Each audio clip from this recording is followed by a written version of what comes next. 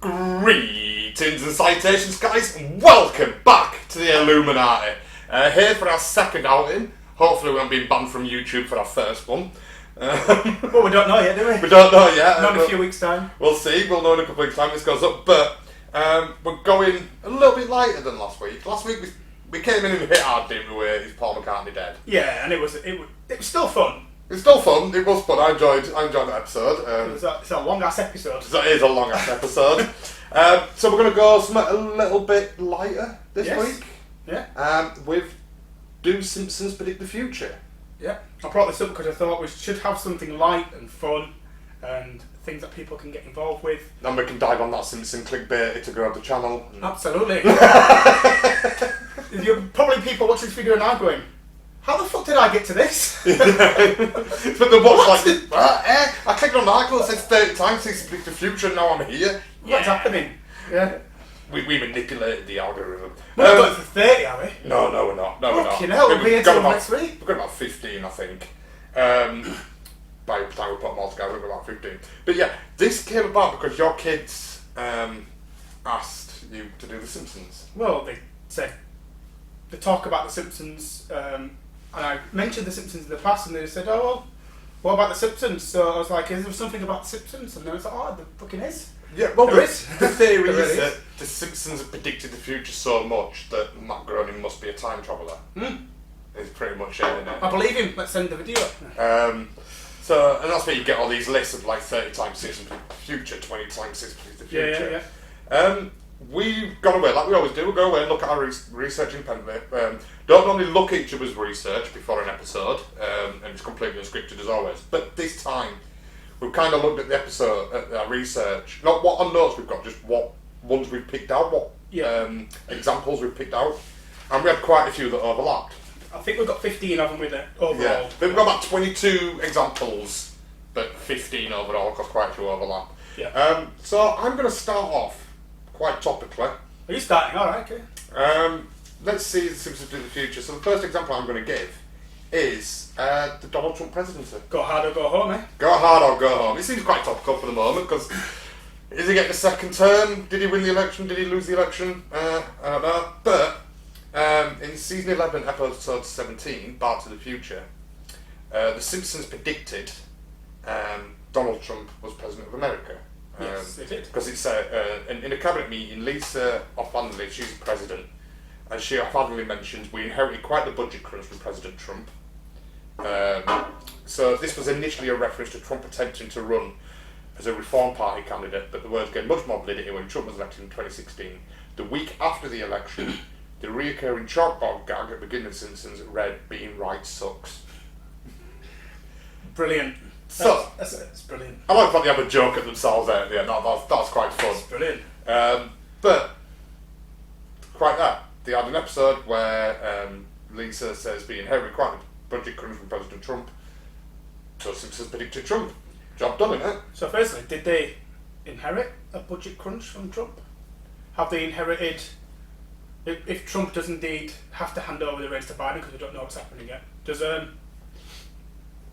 did they receive the worst economy in the history of the world? Because no. in this they said they got zero money, we were broke, completely broke. Yeah. Actually, you can argue pre-COVID. So I think COVID's an extenuating example, because every country got fucked by that. The global bastards fucked everyone. But before COVID, I believe it was the strongest economy in 50 years. So we'll take Trump by some examples, and you can argue, I know people screaming at home, Donald Trump didn't do it like he was inheriting Obama's policies, and we can argue that till the cows come on, but within his presidency, if Biden becomes president, if COVID hadn't happened, they inherited the strongest economy in 50 years. It's still not the worst economy in the world today. So before we even talk about Trump, we need to pick apart that part of the episode as well. It says Trump becomes president, but it's also the worst economy they've ever seen. They've got no money, it's through the floor. Yeah. That's inherently wrong. Yeah. Okay. So let's say Trump. Now, the thing for me and Trump is you've got to think about if you're going to be doing this gag, who could actually do this? So you'd need someone who is extraordinarily well known, wealthy, and had the ambition to do it. Yeah. And all those three items Trump has said in the past. He said in 1988 he'd consider running for president. So, you know, he's already come out and said, I'd be willing to run for president if the time was right. So it's not brand new information. No, I mean, that was in 1988, so I think he's said it about a dozen times. I mean, there's the famous quote, I think it's from the 90s, where he says, if I were going to run for president, I'd run as a Republican, because they'll vote in anyone. And they were right. And they were right, they did. Absolutely. You know, so Donald Trump predicted that. But yeah, this is a guy who said, like, not only does the gag work because you have to get someone who fits those three parameters to make it believable that he'd run for president. It narrows it, doesn't it? Yeah. Narrows your pull down for the gag run. Put that down. And then you pick the guy from it who's said on dozens of occasions he's going to run for president one day over the last 30 years. He said it. Agreed. And in 2000, when they wrote this, they would have assumed that he would never become president. So it was just a gag. Yeah. And it was just like a little dig. Like, yeah, look at this narcissistic knob. He's been saying it for 30 years. He's not done it yet. He's never going to. Oh, look, Donald Trump said he's going to run for president. Yeah. Really, he says that every 3 years. Yeah, exactly. But, you know, before I think we're going to go into certain directions. But what people don't talk about is they also had Arnold Schwarzenegger as president in one episode. Which can't happen. Yeah, which can't happen. Because he's not American born. But no one ever says, oh, he got this fucking wrong. Mm-hmm. You know, I don't see people going, well, here's 1,000 episodes where they didn't get it right, you know. But 30 times Simpsons got it wrong, and then the article next where 1,000 times Simpsons got it wrong. Exactly. You know, but, you know, the only thing on this one, so in my opinion, they picked the right candidate, the person who has the money, who's shown he's had ambition, is well known on television, is someone he can take a jibe at, because, you know, everyone likes to take the piss out of him. Yeah. Even today, we take the piss out of people who are angered by him when we say Orange Man Bad or Trump derangement syndrome. You know, it's like everything around the guy is a joke. Even the people who don't like him have become a joke because of the association to him. It's weird as well. Like it was still clearly very popular. He's still got tens and tens and tens of millions of votes from what I can tell from the count so far. He's got tens of millions of votes. He's still very, very popular, irrespective. Mm-hmm. So, whether he gets in or not. I mean, this book, just going back as well to when he said, he pointed out that the economy wasn't, they said, we've got the budget crunch, like the economy's zero, with skin cost of President Trump. And clearly, they're not whoever takes over next is not inheriting that. But I think that would have educated Gav as well. And that he had Trump College and it folded, he had Trump Casino and it folded, he had Trump Stakes and it folded. Did he have a Taj Mahal or was it a casino or something? Yeah, the casino that folded. Yeah. Like, a casino that lost money. How is that? Must have had those guys from an IT campaign or something. But then, I think there were. I think I read somewhere years ago where it said because he inherited quite a lot of money, didn't he, from his father or something. And he said, like, I got a small loan of $100 million or whatever. Yeah, I got a small loan of $100 million off my dad. Just a small one, you know. Smidgen, yeah. But I think I read somewhere that when he inherited the money off his dad, if he'd have stayed at home finger painting, he'd be worth more money today than he has from any. He's actually lost money on his business ventures.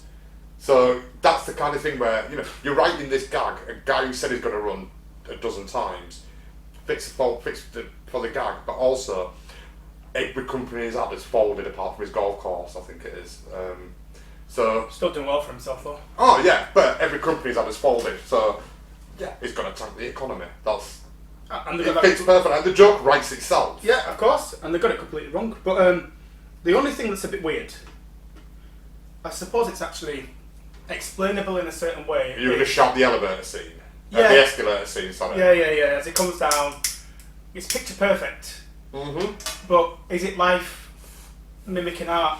Yeah, to me, I think someone in his campaign group, and his campaign team, has just gone, do you know what would be fucking hilarious?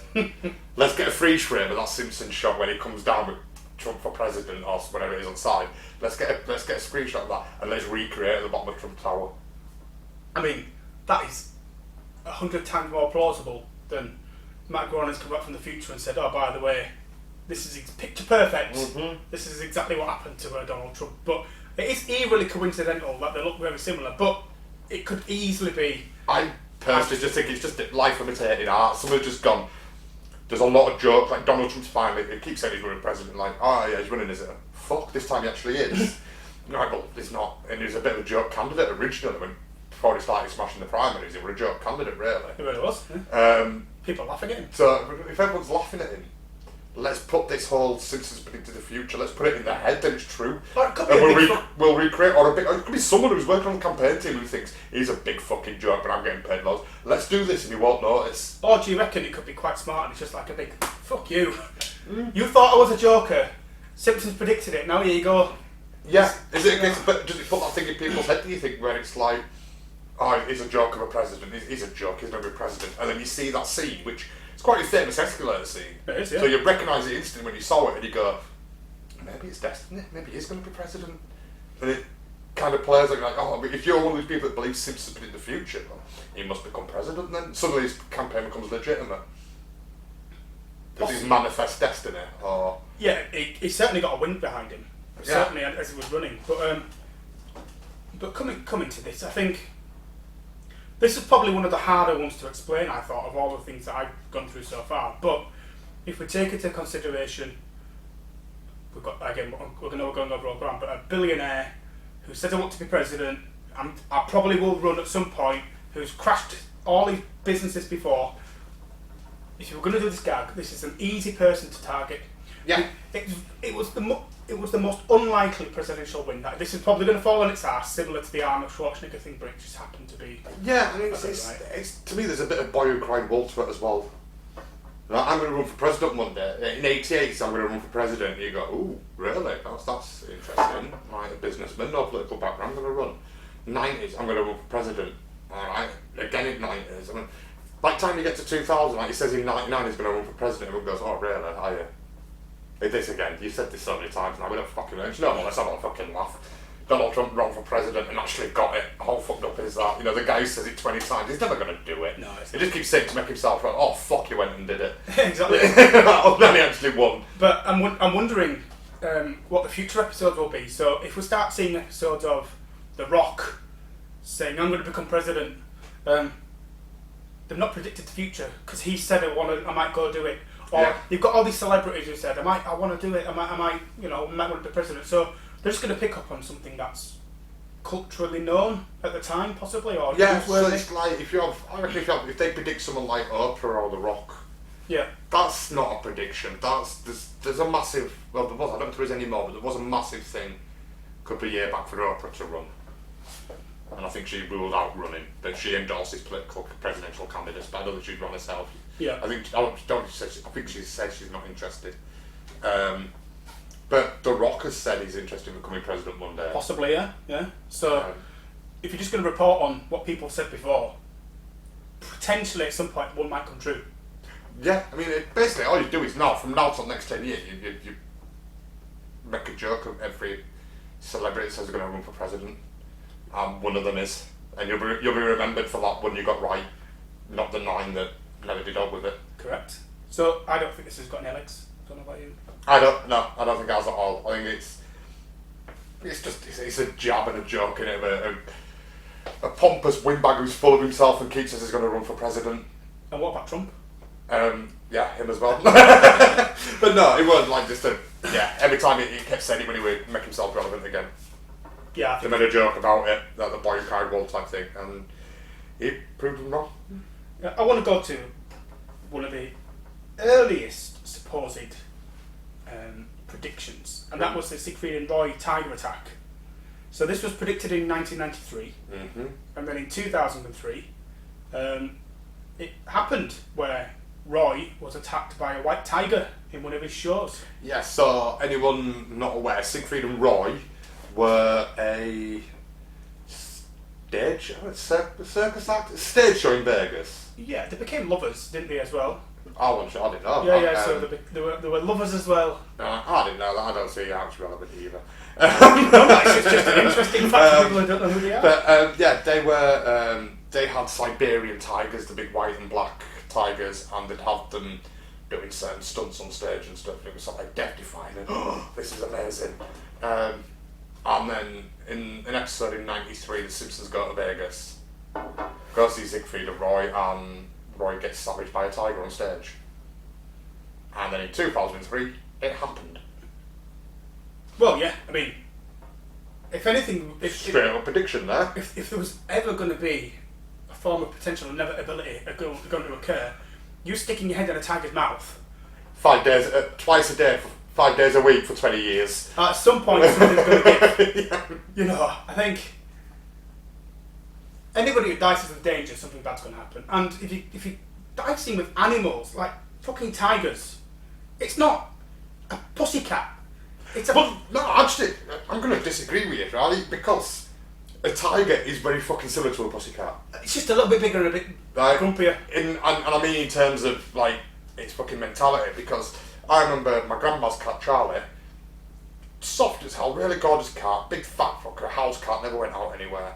And you'd be sat at my grandma's and he'd come up and he'd lay on your lap, and like, I want stroking now, and you'd be stroking him.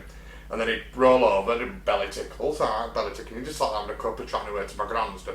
And then suddenly he'd just turn, like sink his claws in and start back claws ragging at your forearm, and like, the fuck is that? Like, just decided he don't want strokes now, so he's going to disembowel your arm. So, I mean, we had a cat, a big fat black and white cat called Siegfried. Very ingenious. I remember this going up. Siegfried cat. Siegfried cat, genius name. But as he got older, his hunts got bigger and bigger as well. So, like all of the cats, he'd find, you know, mice, gerbils, birds, and then started getting. He'd bring back a rat. You're thinking, fucking hell, a rat. And then one day, you just hear like this. You'll have heard the noise, but if anyone's ever heard the noise of a fox, yeah. And my cat, and you open the fucking front door, and my cat is sat on top of a baby fox. Got it. Just see the fucking woman at front door. I got the too big to bastard. carry on, but I brought you this. I got the bastard. Tonight we eat like kings. So I stroked him till I let go. Actually, I thought the fox was dead. Baby fox up off, and I had to fucking hold him back. No, you don't need to give me a fox. Cats look at you like, fucking stupid you, when I brought us dinner. Exactly. You can't hunt for shit, can you? And exactly same as you. He'd be so lovely, then he'd tickle his belly, both arms round, rip you to shreds. And this is a fucking house cat, right, who I feed, I play with. I don't keep him in a cage, I get him back outside. Give him treats and all sorts, and he'd still He take would disembowel you at a moment's notice. Without a doubt. Just depending on what mood he was in. And when he was like, oh, you must have wound him up, and go, no, he was sat there nice and quiet and loving and he was purring. 1 second he's purring, the next minute he's disemboweling me. I reckon what it was is he went, do you know what? I'm at 15 years old now, but I remember when I was 6 months old, I used to have balls. You took them off me. You took them off me. I'm fucking yeah. But yeah, so that's kind of like, what I'm trying to get to here is that house cats, domesticated cats, fucking psycho and mental. They don't give a shit, man. They'll chase anything. What do you think is going to be the same? What do you think a tiger who's been kept in a cage for 20 years is going to be like? It doesn't matter how many times you tickle his belly, one day's going to eat it. He's fucking mental. And I think this is, you made a good point with being like, 20 years it's an inevitability. I think there's a bit of inevitability and a bit of complacency to this.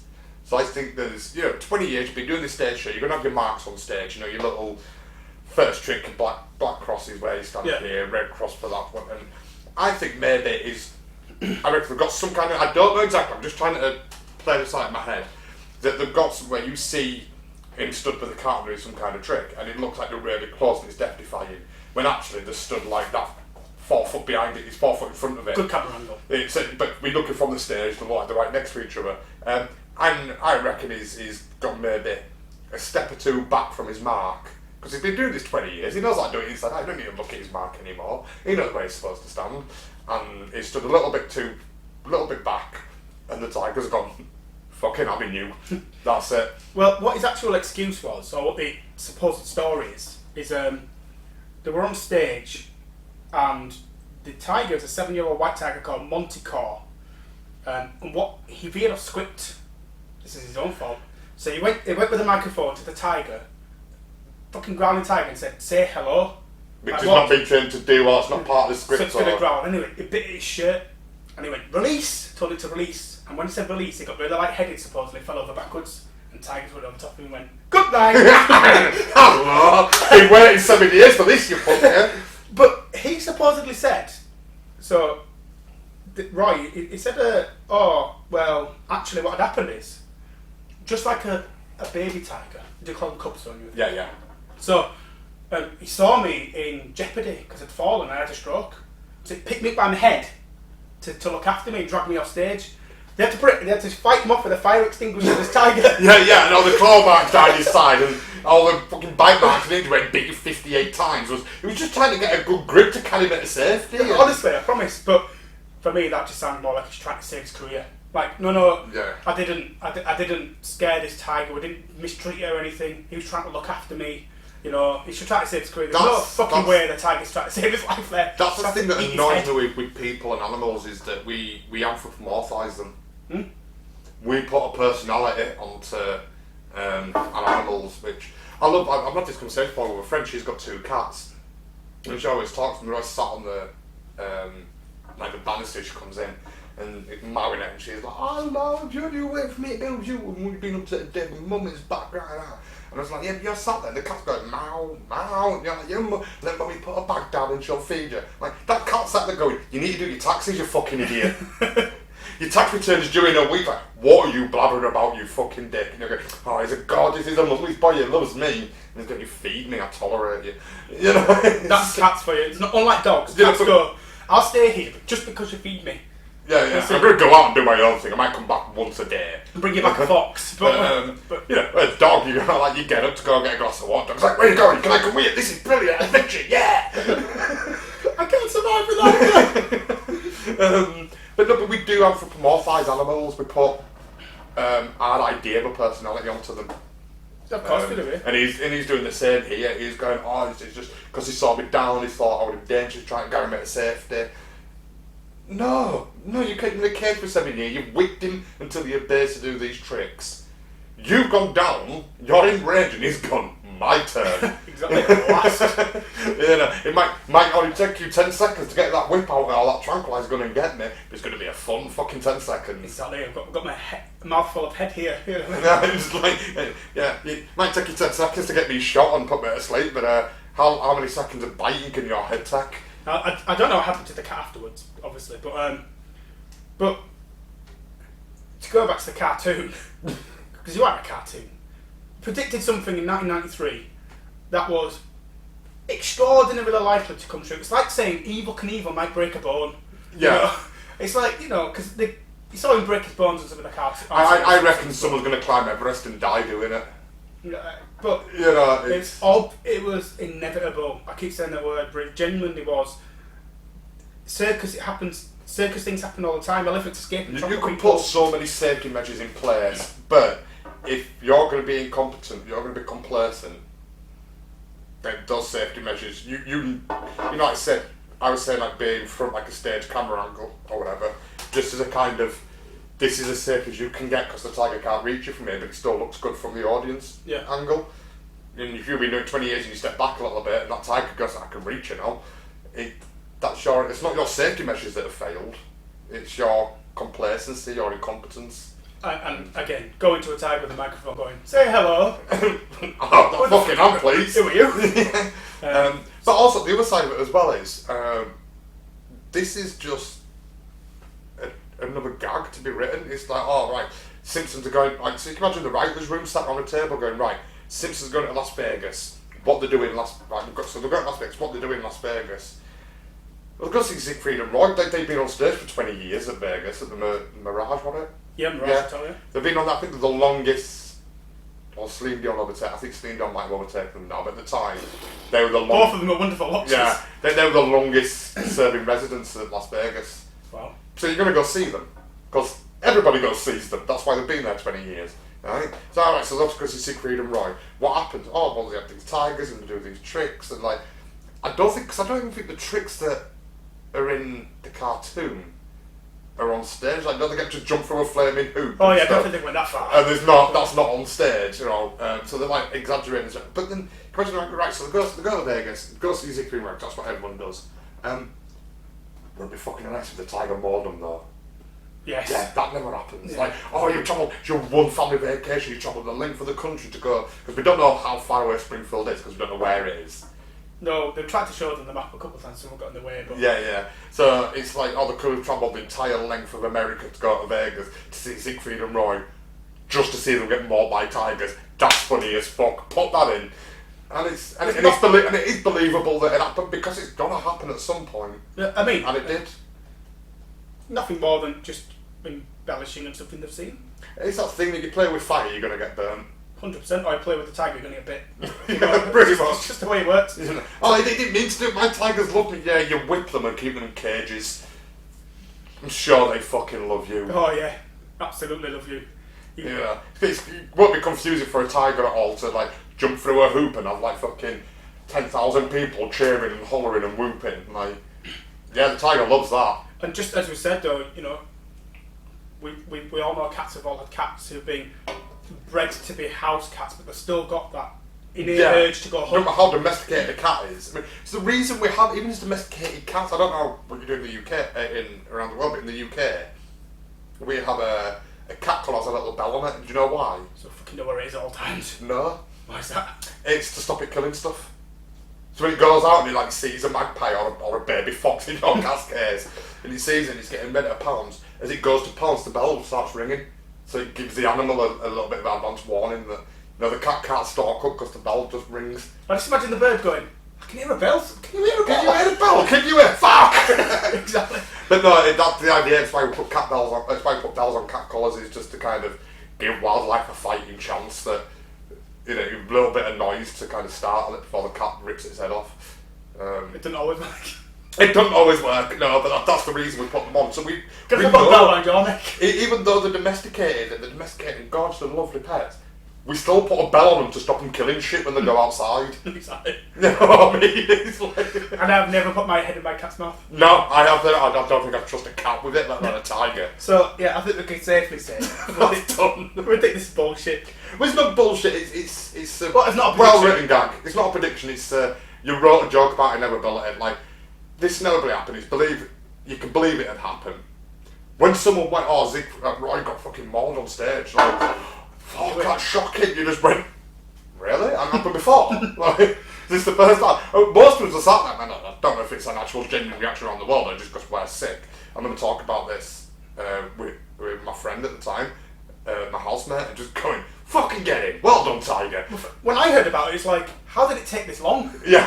It's like, why did it take this long? We banned, in the UK, we banned animals in circuses in the 90s, but 92, between 96 or between there, I think. Yeah, that's right. We banned animals in circuses just because it's not fair, it's not their natural environment. Tigers are naturally meant to stand on a box and jump through a hoop. It's not natural. Geez. But yeah, it's a well-written gag, and it's a fun gag, like, oh, you're going to go see the biggest show in America. Wouldn't it be funny if it went wrong?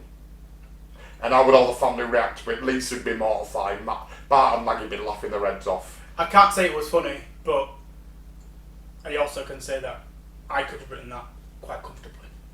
Yeah, I could have quite written something along those lines. And I'm sorry that Roy got mauled and like got injured quite badly. Well, I did, yeah. Before I died, yeah. And I wouldn't wish that on anybody. But I'm not saying he didn't deserve it. Well, on that bombshell, we'll go to the next one. So that's 2 out of the way, and you next. Me next. Yeah. About video chats. Right. Okay. Oh, so I've got video chats here. What I mean is FaceTime, but I think you put 2 in 1 here because I got FaceTime in season 6, episode 19, Lisa's wedding. Going back to Lisa's wedding, the episode offhandedly features one of the more vital components of the 2010s, video chat. The style of communication throughout the episode is visual via a screen, not by phone. In a world that runs on Skype, Google Hangout and FaceTime, this is one prediction the writers had to see to believe. So I'm checking that as a paste off someone else's website, and I'm not giving them credit for it because they're fucking stupid. But this is the... Oh, we love our viewers. We love our viewers, but yeah. This is the prediction that the Simpsons predicted FaceTime. So this is... 1995, wasn't it? Yeah. and it didn't come around until 2010. Well, I'm gonna get factual. I'm gonna be a bit generous with this. So I don't care if FaceTime came first on Apple or Facebook Messenger calls or WhatsApp video calls. Don't matter which one came first. Not really too fussed on that. Just video. Just video to video conferencing like I'm on Messenger and WhatsApp today. I don't care who did it first or what came first. Just as a general thing, Simpsons predicted it. Did they? Because someone's going to need to have a chat with AT&T. Go on. Because the first true video conferencing system, whereby anyone could subscribe to the service and have the technology in their home or office, so video telephony, was invented in 1970 by AT&T. They sold it. Ah. So someone needs to tell AT&T that they fucking didn't do that. Simpsons are claiming their patent. Yeah. So, it's. I really don't know what else to say. They created it themselves in 1970. Oh, but wasn't this like the in the UK we had the Alan Sugar fax machine phone that the Amstrad office phone. There was like a fax machine and a calculator and a phone all in an address book all in one, but it didn't sell because for it to work, for me to be able to use my Amstrad machine and send a fax to your office, you had to have an Amstrad machine as well. Yeah. But so it failed. So it doesn't matter. They still created the technology. It's not like it was a. Alright, let's be even more generous. So AT&T created this that no one knew about in the 70s. But they did know about it. People used it, but let's be more generous and say 2010 when everybody's FaceTiming each other. Okay. Because this wasn't. That was for business by the sounds of that. But it would have still been known. It's not like it was. Yeah, this wasn't a business call. This was a mother talking to a daughter on the video. We'll do that then. Yeah. So let's just say it's social, and everyone's got access to it. So we'll just pretend we'll separate business and pleasure. Okay. Yeah. So business is like you might have it in the office, you've got it, but if you're a successful business, you might have it as a side of wealth. We're fucking stretching this out now, but that's. But Simpsons display it as a daughter video calling a mum, so the kind of everybody's got it. It's a regular everyday thing, and she's not shocked or surprised by it. I mean, there's one bit with Marge crossing her fingers. I can see you, Mum. Oh! No video. Oh! Which kind of says it might be new, but everyone's got it. But it's not a new thing. So, the greetings and salutations at the beginning of this episode? Every time you got this a couple of weeks ago, you realised what it was. And I've been saying greetings and salutations for about 10 years. And you're the first person to get the reference. I was kind of like, part of me was like, yes, someone got it. And another part of me was like, fuck, someone got it. I finally watched, I hadn't watched it for a long time, and I watched Demolition Man. I was like, hold on a second. I recognise that greeting from somewhere else, but who is that? Yes, Stoffel presents it. I'm sure I've seen this before. Yeah, I watched Demolition Man countless times. It's one of my favourite films of all time. But it went about 10 years ago when I started doing on-camera interviews and, well, not on-camera, but radio interviews and presenting. I just watched Demolition Man and went, I love that. That's a pretty good intro, easily recognisable by, and I'll steal that. And I did. But on Demolition Man, the very famous scene where he walks into his new apartment. He's getting his knitting out of the box, isn't he? Then eventually this video thing comes on, this naked woman goes, it's just a picture, isn't it? It's just a picture that turns to a naked woman and just like, hi, wrong number. He's like, don't apologise. But that was 1993. That's video calling. That's 2 years before. I'm sure we've got loads. My first one to go on this, I didn't even have Demolition Man down. On my notes here, I've got Back to the Future Part 2. Which part? So when Future Marty's getting fired, like Marty's hidden in the cupboard, yeah. and Future Marty's hanging upside down because he's got a back injury, his boss is on the screen, like, You're fired! You're fired, and was that a fax machine? That were in the 80s. Yeah. So that predates Demolition Man. And going back even further than that, I realised after I put my notes together, Star Trek. Original Star Trek. I'm pretty sure they had it in the series, which had been in the 60s, but they definitely had it in Star Trek 2, Wrath of Khan.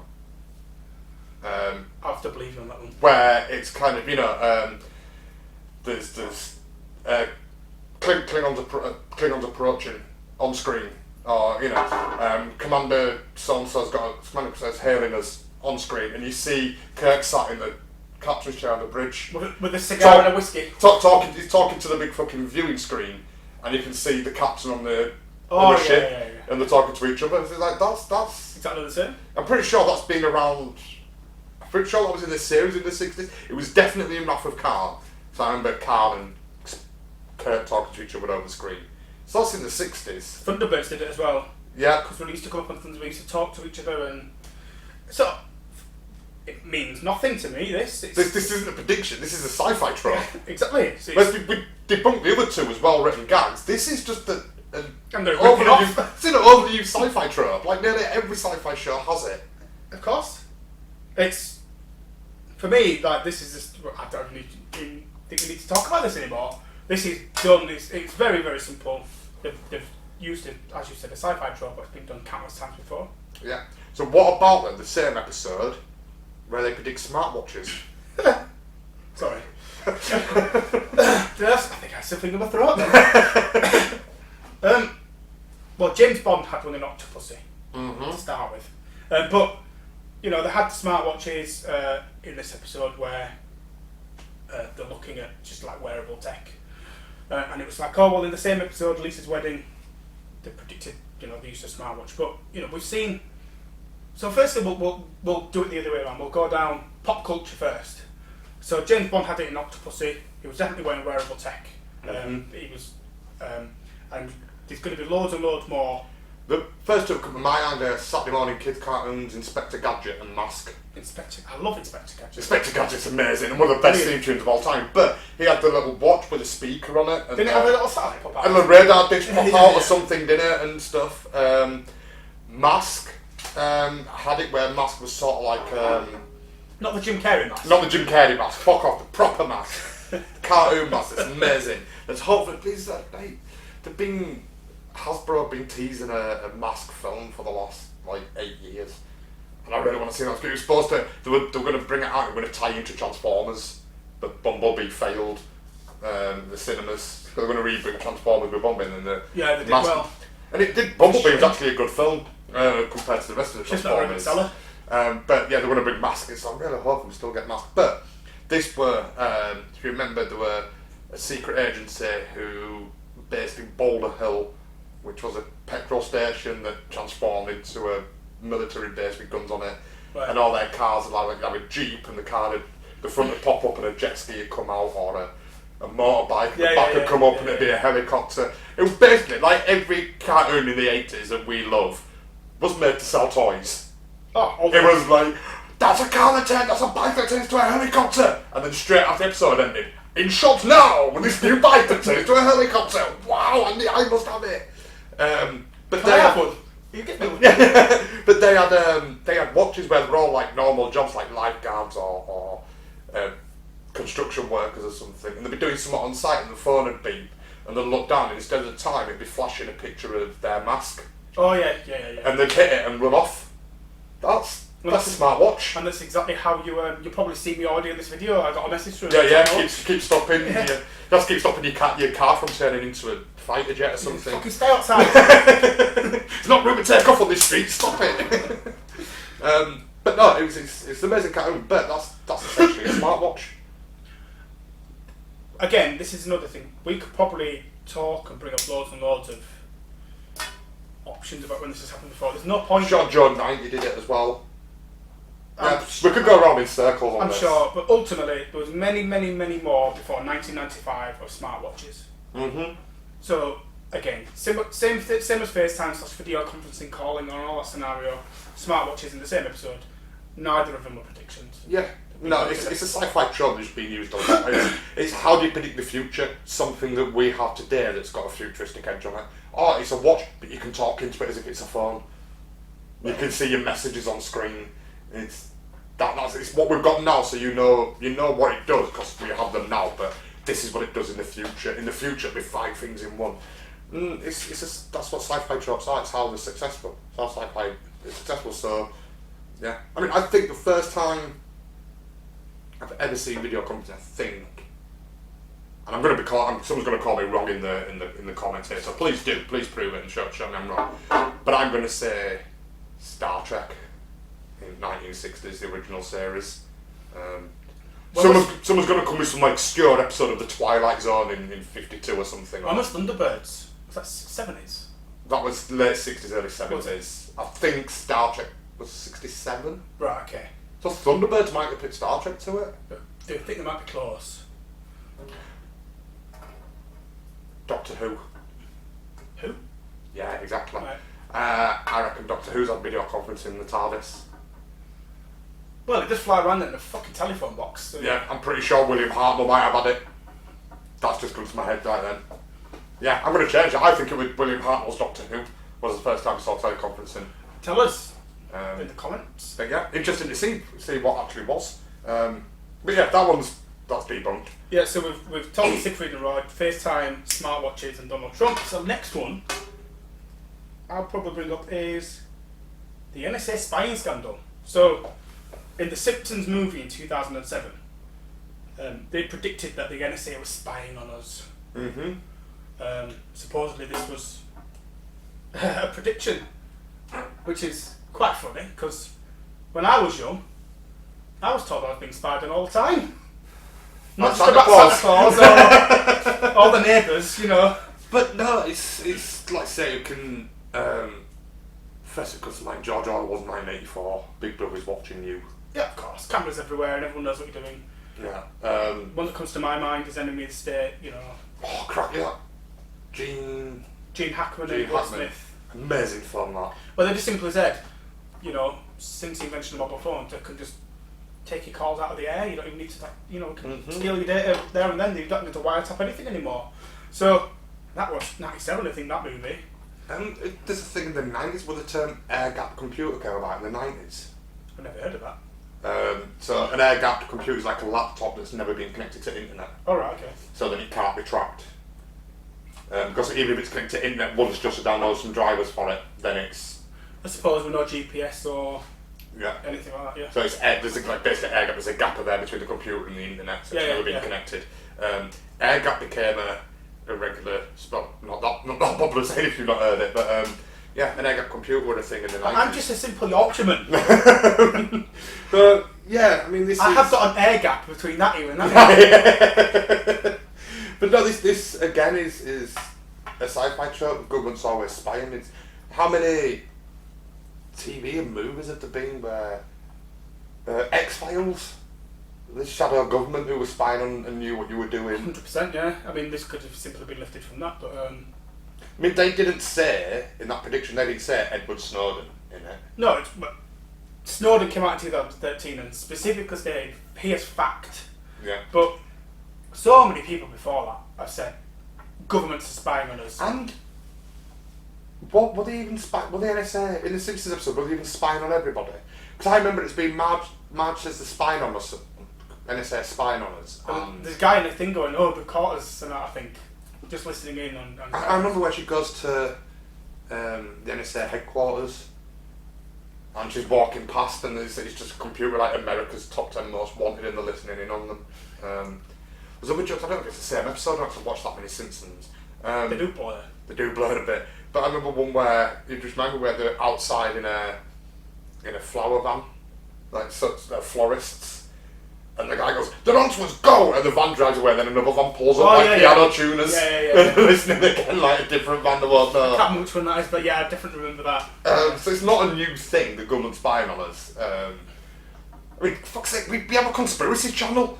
How many of our future conspiracies are going to be about shadow governments and people and government hiding things? You know, there's a shadow government. No. Last week we were talking about MI5 covering up Paul McCartney's death. Which is true. Like that was in the 60s, that's long before. Like, I think the only correlation with this and the Edward Snowden scandal is that they named the NSA. Yeah. Which, if any branch of the government were going to be spying on people, it would probably be the NSA. I'm pretty sure that Gene Hackman said in 1997 on Enemy of the State, the NSA can steal a time off your fucking wristwatch. I'm sure that's one of the quotes. We can see the time. We've got satellite, we can see time off it. Yeah. Yeah. So it always reminds me of the tour at Ellen Road. When I used to work at Ellen Road. I've caught the tour a few times, and I had to go on the tour, so I knew what were happening and stuff. And I've heard the same joke every year for about 4 years. Because it's the same guy that gives the tour.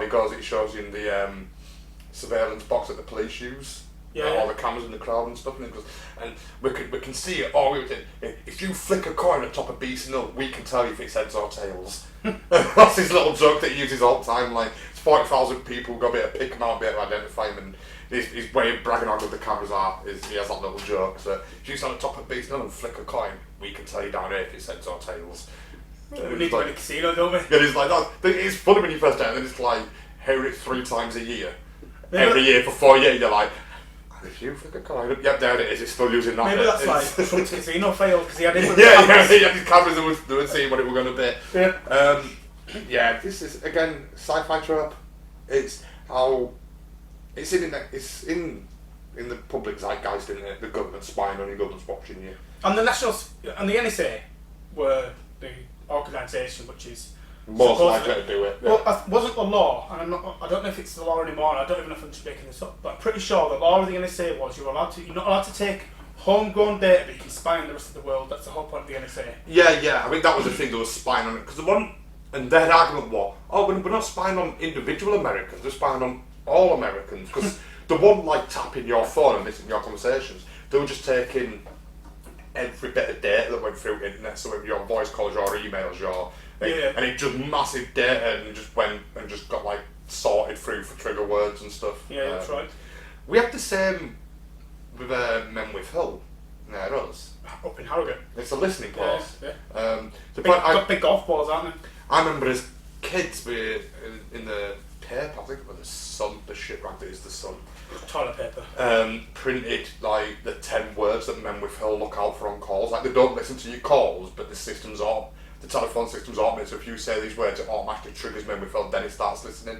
Right, so tell us what they are and everyone starts saying it. And he'd give this list of 10 words. And I remember me and my mate just like ringing each other's houses, just we'd write a conversation with these 10 words in. Write a conversation, and we're like, yeah, oh mate, that was a bomb last night, and yeah, I can't wait to get to light this fuse up on Friday. And making shit up like that, we're just dropping these words like, if we use all 10 words, we're going to get a visit from military police. And obviously, nothing ever happened because they're not going to print something that's national security in a fucking shit rag paper. And then they're listening to that car going, fucking knobheads. What are they all about? Oh no, we're after. Sorry, I'm going to say the spy. Not about the simple spy scandal. The picture. Yeah. Didn't we have talk about the shit rag that is the fucking Sun? We love it. Did they get prosecuted before 2007? The tapping phone? For hacking the voicemail of a dead girl. Millie Dowler. Yeah, Millie Dowler, poor girl, got fucking murdered, and the Sun were hacking her voicemail, and that's why they couldn't find her. It took them so long to find her because they said that there was activity on a mobile phone, so she must be alive somewhere. But the activity wasn't there long enough to be located. It kept pinging, and it worked. Yeah, fucking shit with Sun were hacking into a phone, and there was loads of celebrities as well that won their cases. That's right. Yes, and that was Paul Gascoigne. His family thought he got sectioned because his family thought he was going. We were at that 90 man, went to see. Yeah, with and even Paul Gascoigne and Vinnie Jones. But he said he got sectioned because he said someone listened to his phone. He kept hearing a click and someone listened to his phone, and they thought he'd gone fucking nuts, and his family sectioned him. And then 10 years later, he won a fucking massive payout from courts, going, "Oh yeah, we did hack Gazza's phone."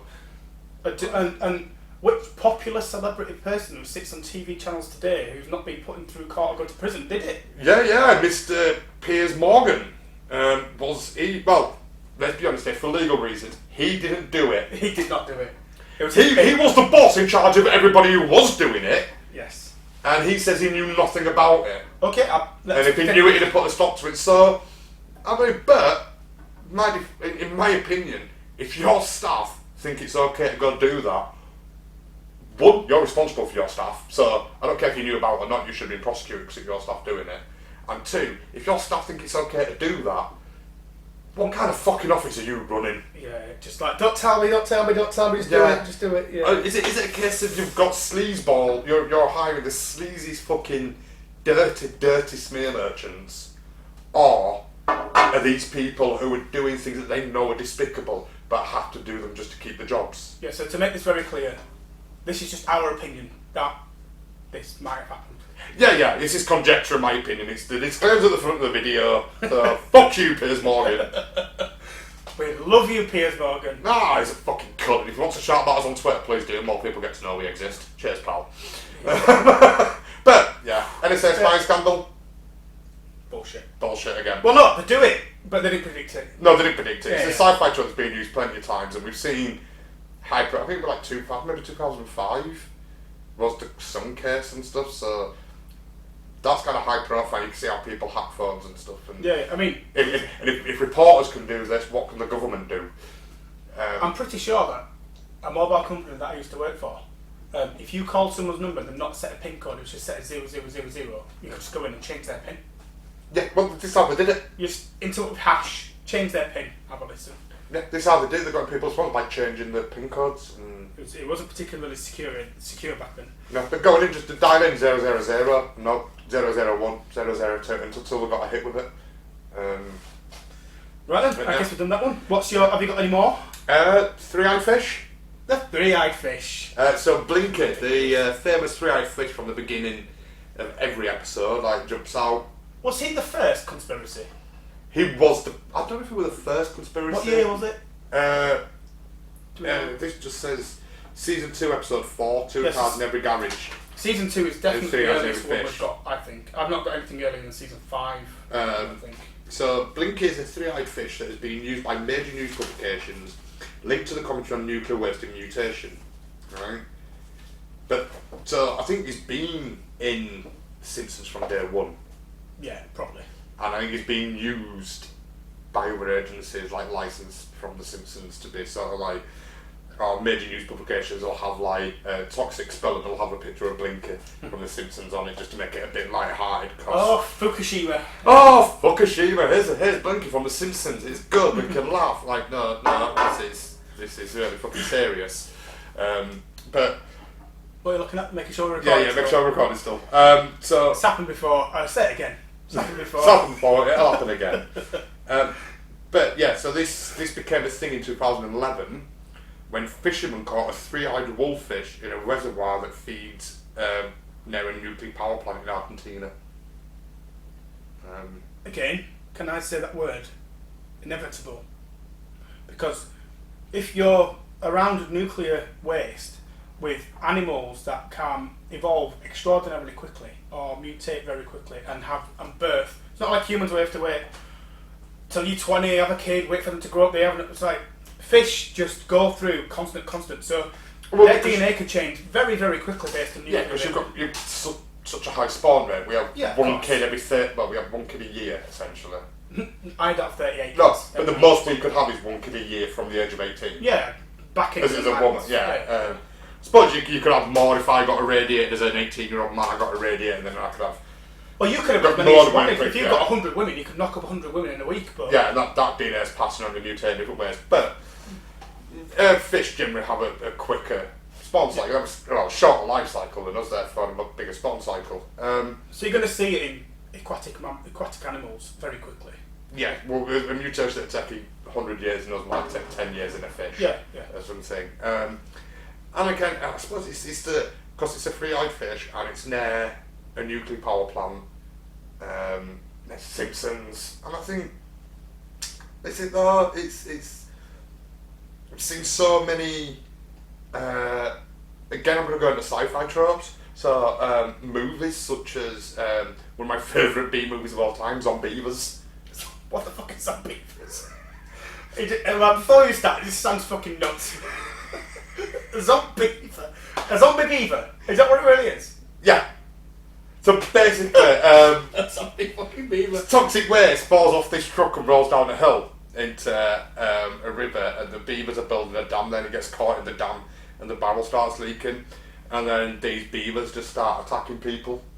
And then when the beavers, they either kill you, or if they bite you and you get away, you turn into a zombiever, so people start growing like big long teeth and... Oh. All I'm going to say is, right now, I've got 1,000 innuendos through my mind. They're all in the film. A beaver that bites. That's in the film. Twice. There's some of that. So There's one scene, if I remember rightly, where a woman's private area, which is known as the beaver, turns into a beaver. It grows teeth in the middle of sex and bites the guy's thing off. There's another one where she's going down on a guy and starts growing beaver teeth and bites it off.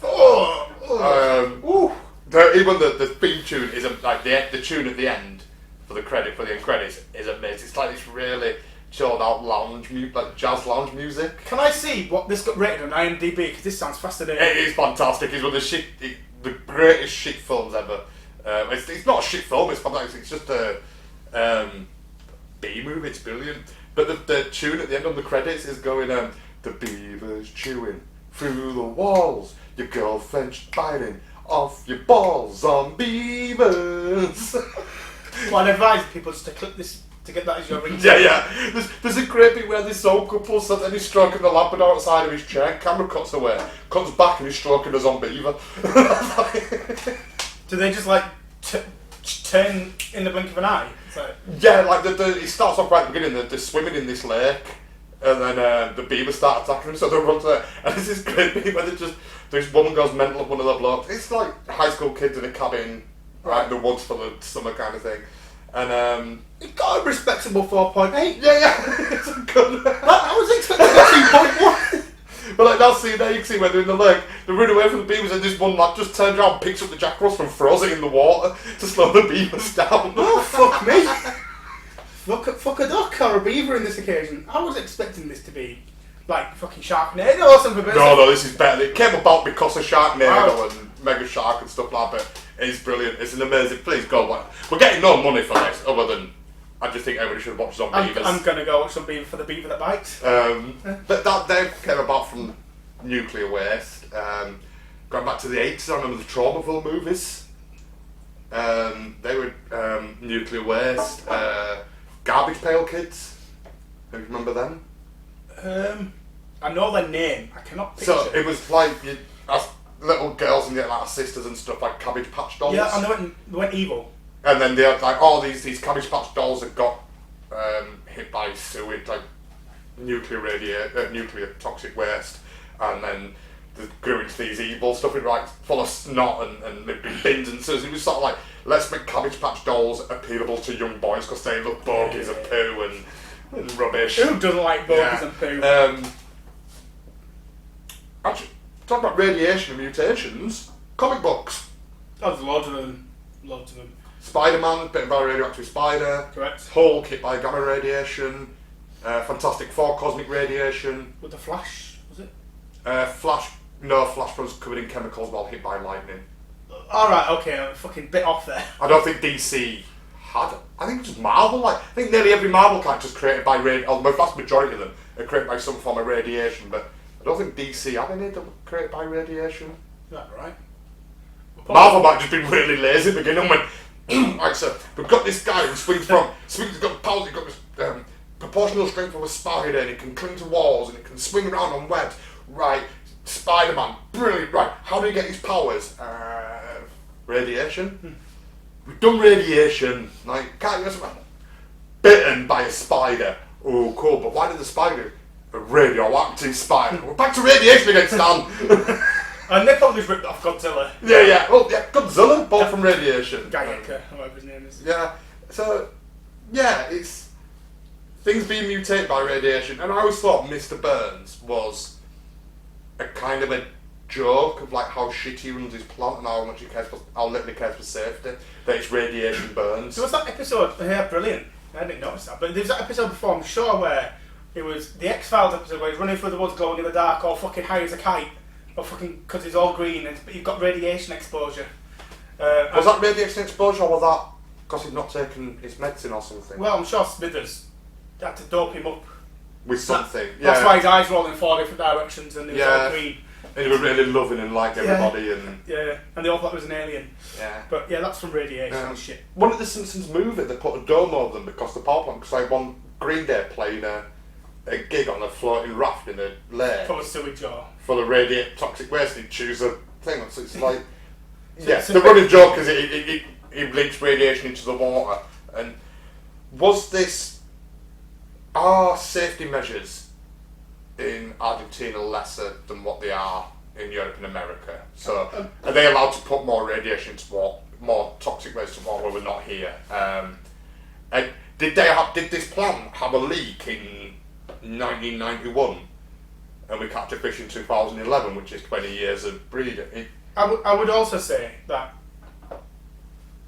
if you think of the millions and millions and millions of fish, at some point, regardless of whether there was even nuclear waste, if we had no nuclear waste at all, no radiation on the face of the planet, at some point you're going to find a three-eyed fish.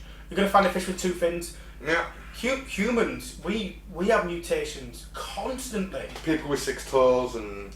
Yeah, and... or as we call them, people from Norfolk. I mean, blue eyes, for goodness sake, you know what I mean? Yeah, blue eyes, isn't that a genetic mutation, blue eyes? Yeah, it used to be brown and then genetically changed to blue.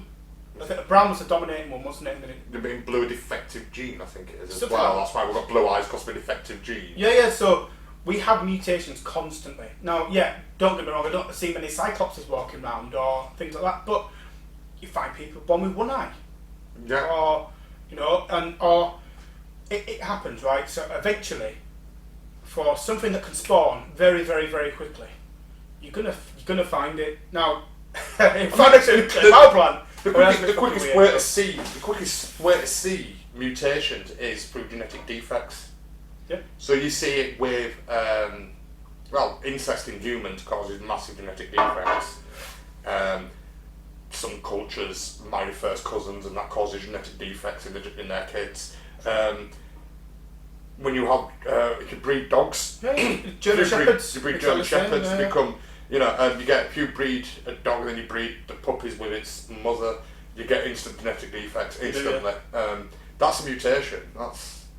So, for me, like, it's a fucking coincidence that they found this next to a nuclear power plant. Yeah. What I find more disturbing is not that they found a three-eyed fish in a reservoir that feeds near a nuclear power plant in Argentina, but why the fuck are you fishing in a reservoir next to a nuclear power plant?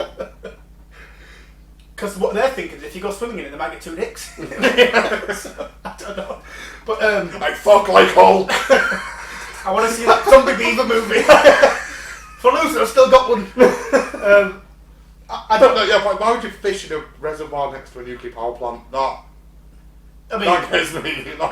But to get back to the point of having a three-eyed fish, it's more likely to be something aquatic if it's because there's always these things where you see they're just pumping stuff into the river, nuclear waste into a river.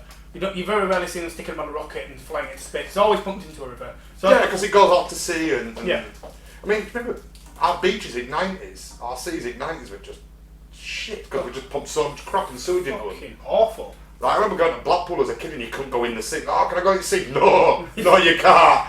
You're going to go and see coming out riddled, mate, you know. What was that like? Was that a shark? Just my foot? No, what a turd. I mean, the Blackpool now is actually looking a bit better. Really clean now. Really clean as a sea. To be fair, lots of UK beaches have been properly tidied up now, so fair play to them. Fair play to them. But growing up in the 90s, that was the thing, wasn't it? Where, like, you could see the pipe where the sewage came out, like, just a mile down the road. Just go swimming and shit. Yeah. So, yeah, we used to dump stuff in the water all the time. Now you get fined if you get caught doing it. It's just clever writing for me. Yeah. Just using the most... You've got Mr. Burns has got nuclear power plant. Nuclear power plants put things into the water. So what's the most prevalent thing in the water? Outside of an amoeba, which you can't see, it's going to be a fish. Yeah, I think just a clever visual gag that conveys a lot of information. If that fish pops up for like 0.4 of a second or something stupid, jumps up, winks and goes down, it's not even a full second, it's there. But that instantly tells you, oh, there's a nuclear power plant. He jumps in front, oh, there's a nuclear power plant. They put shit in the water because the fish is mutated. The guy who owns the power plant ain't very good.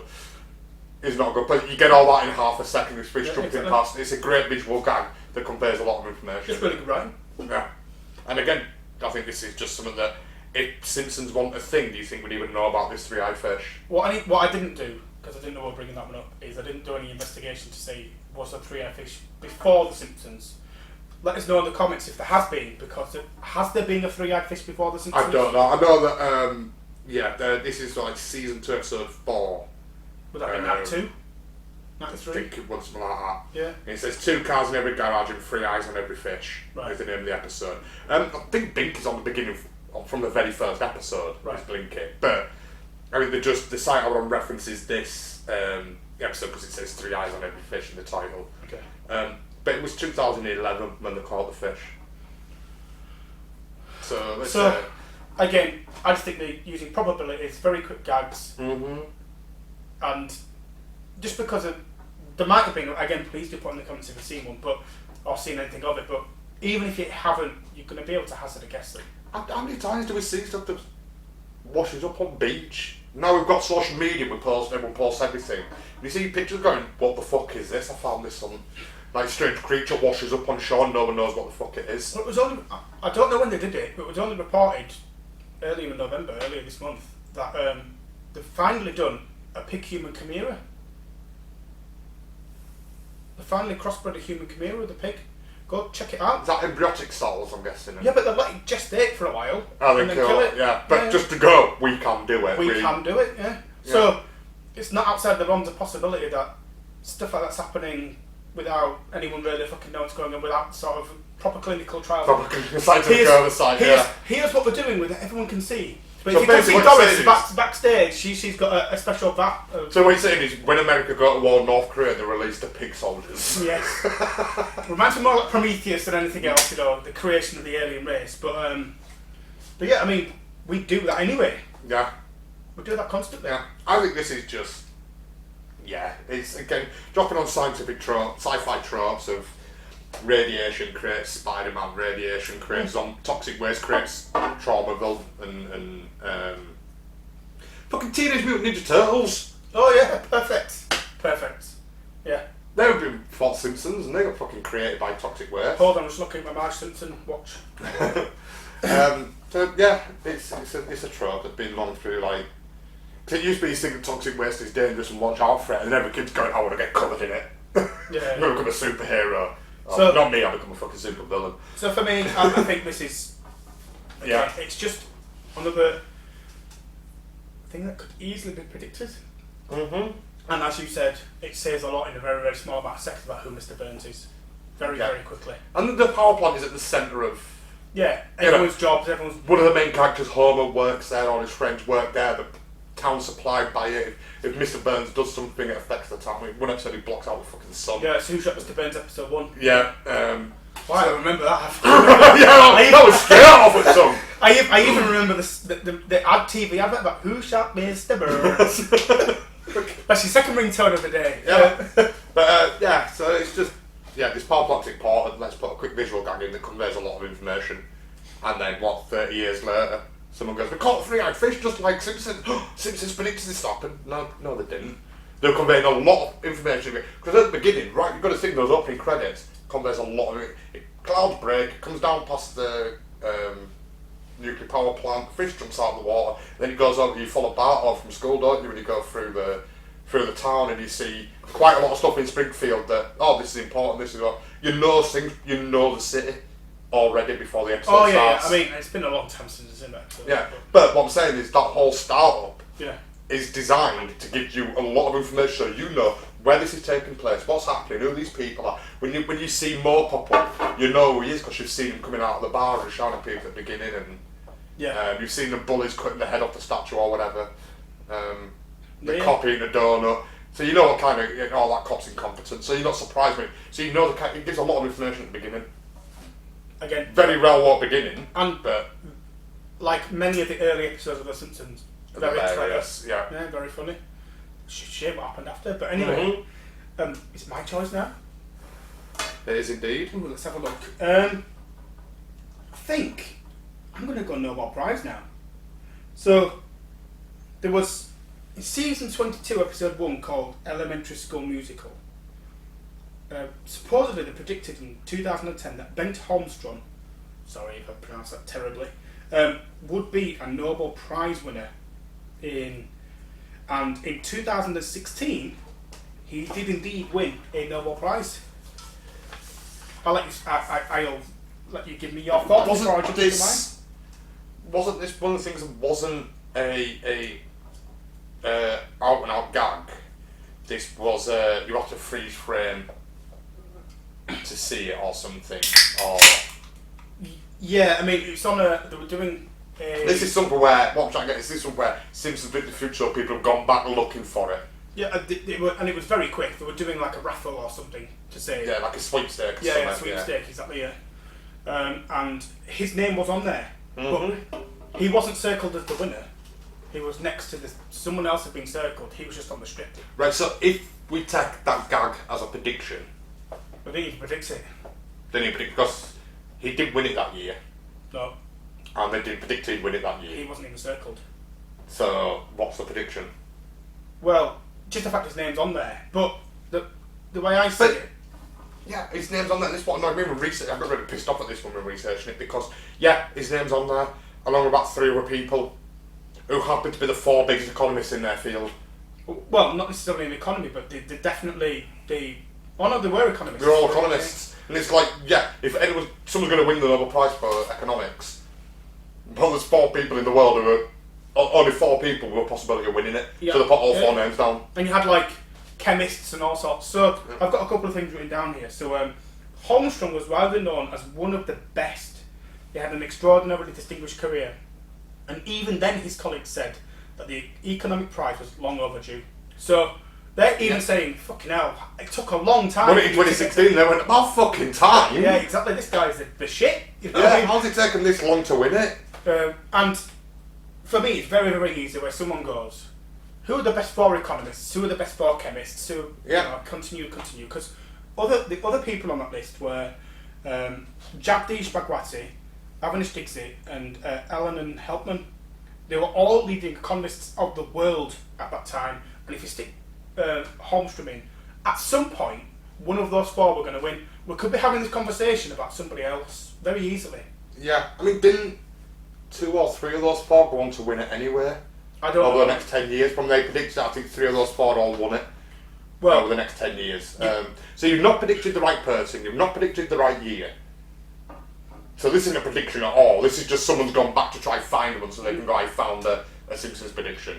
But if they'd have said Bengt Holmstrom in 2016 will become a Nobel Prize winner, I'd have been more like, whew.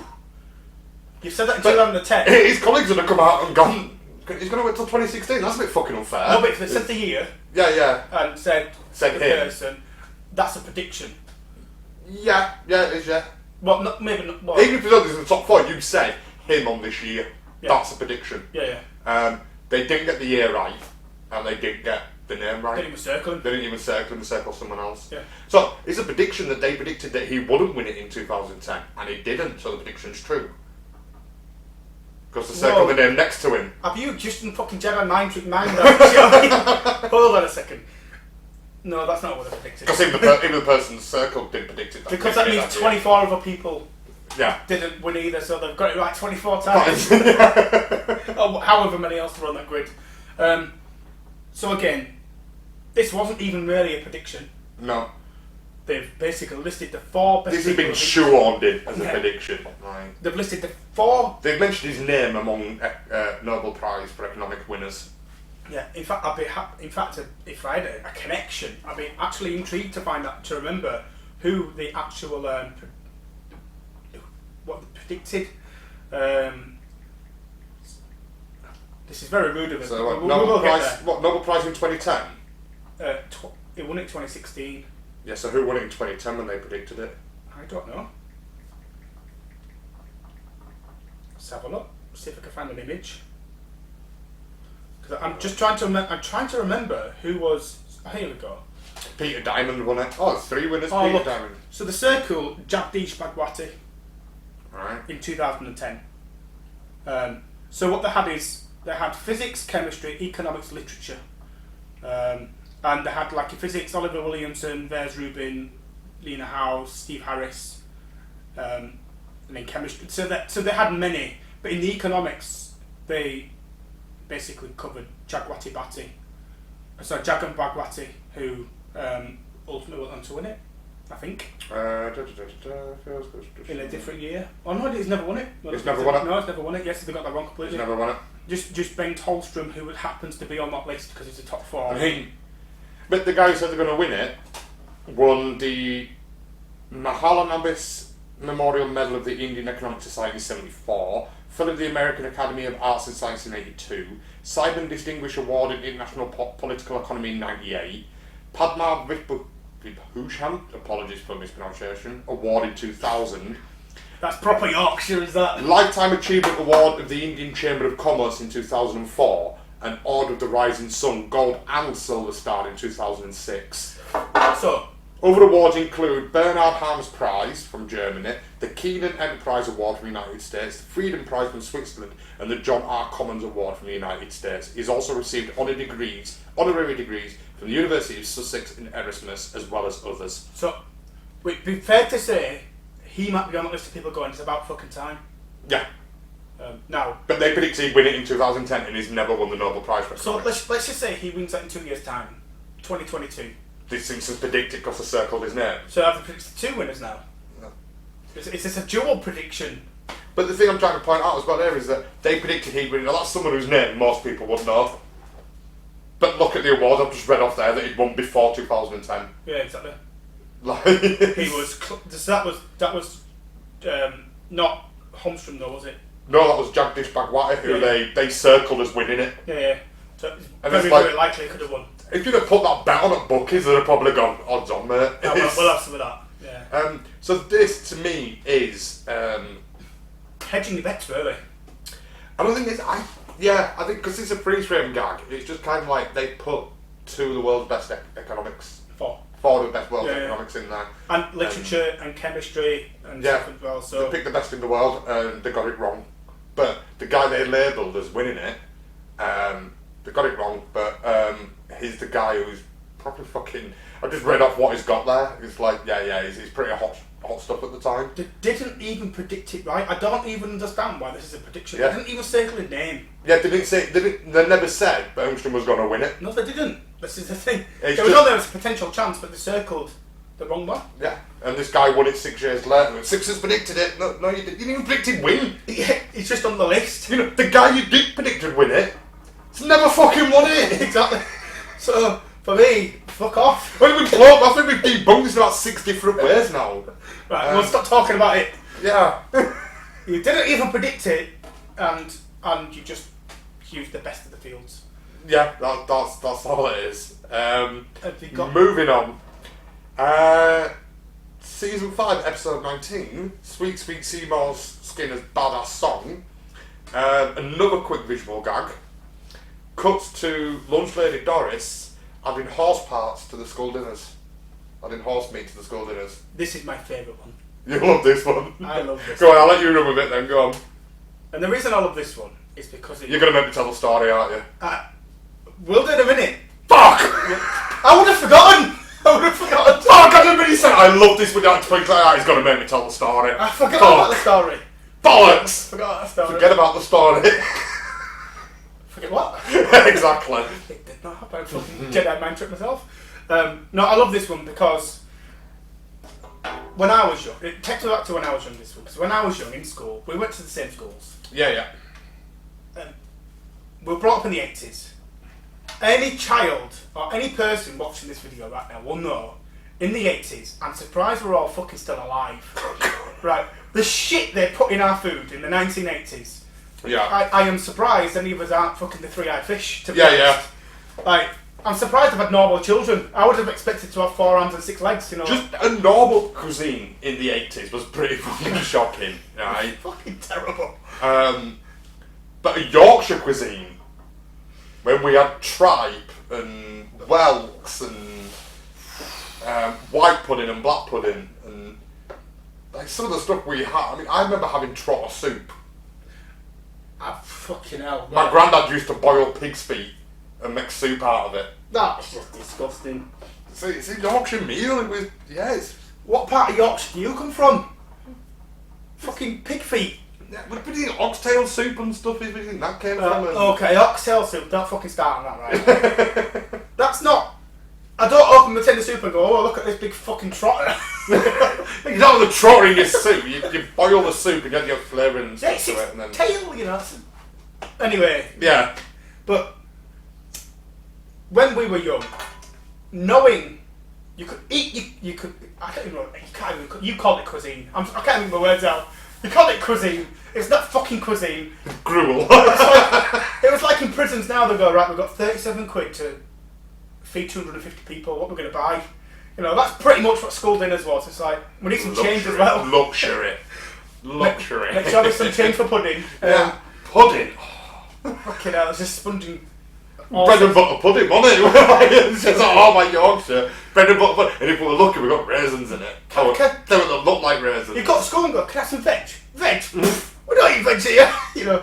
But we did have veg. It'd been boiled, all flavour had been boiled out. Oh, it just fall to pieces. It's been like. Anyway, my lunch ladies were lovely. But when I was young, right, these jokes about. Because I knew I was eating shit. Mm-hmm. I knew I was eating shit. I had radioactive jelly next to my fucking dinner.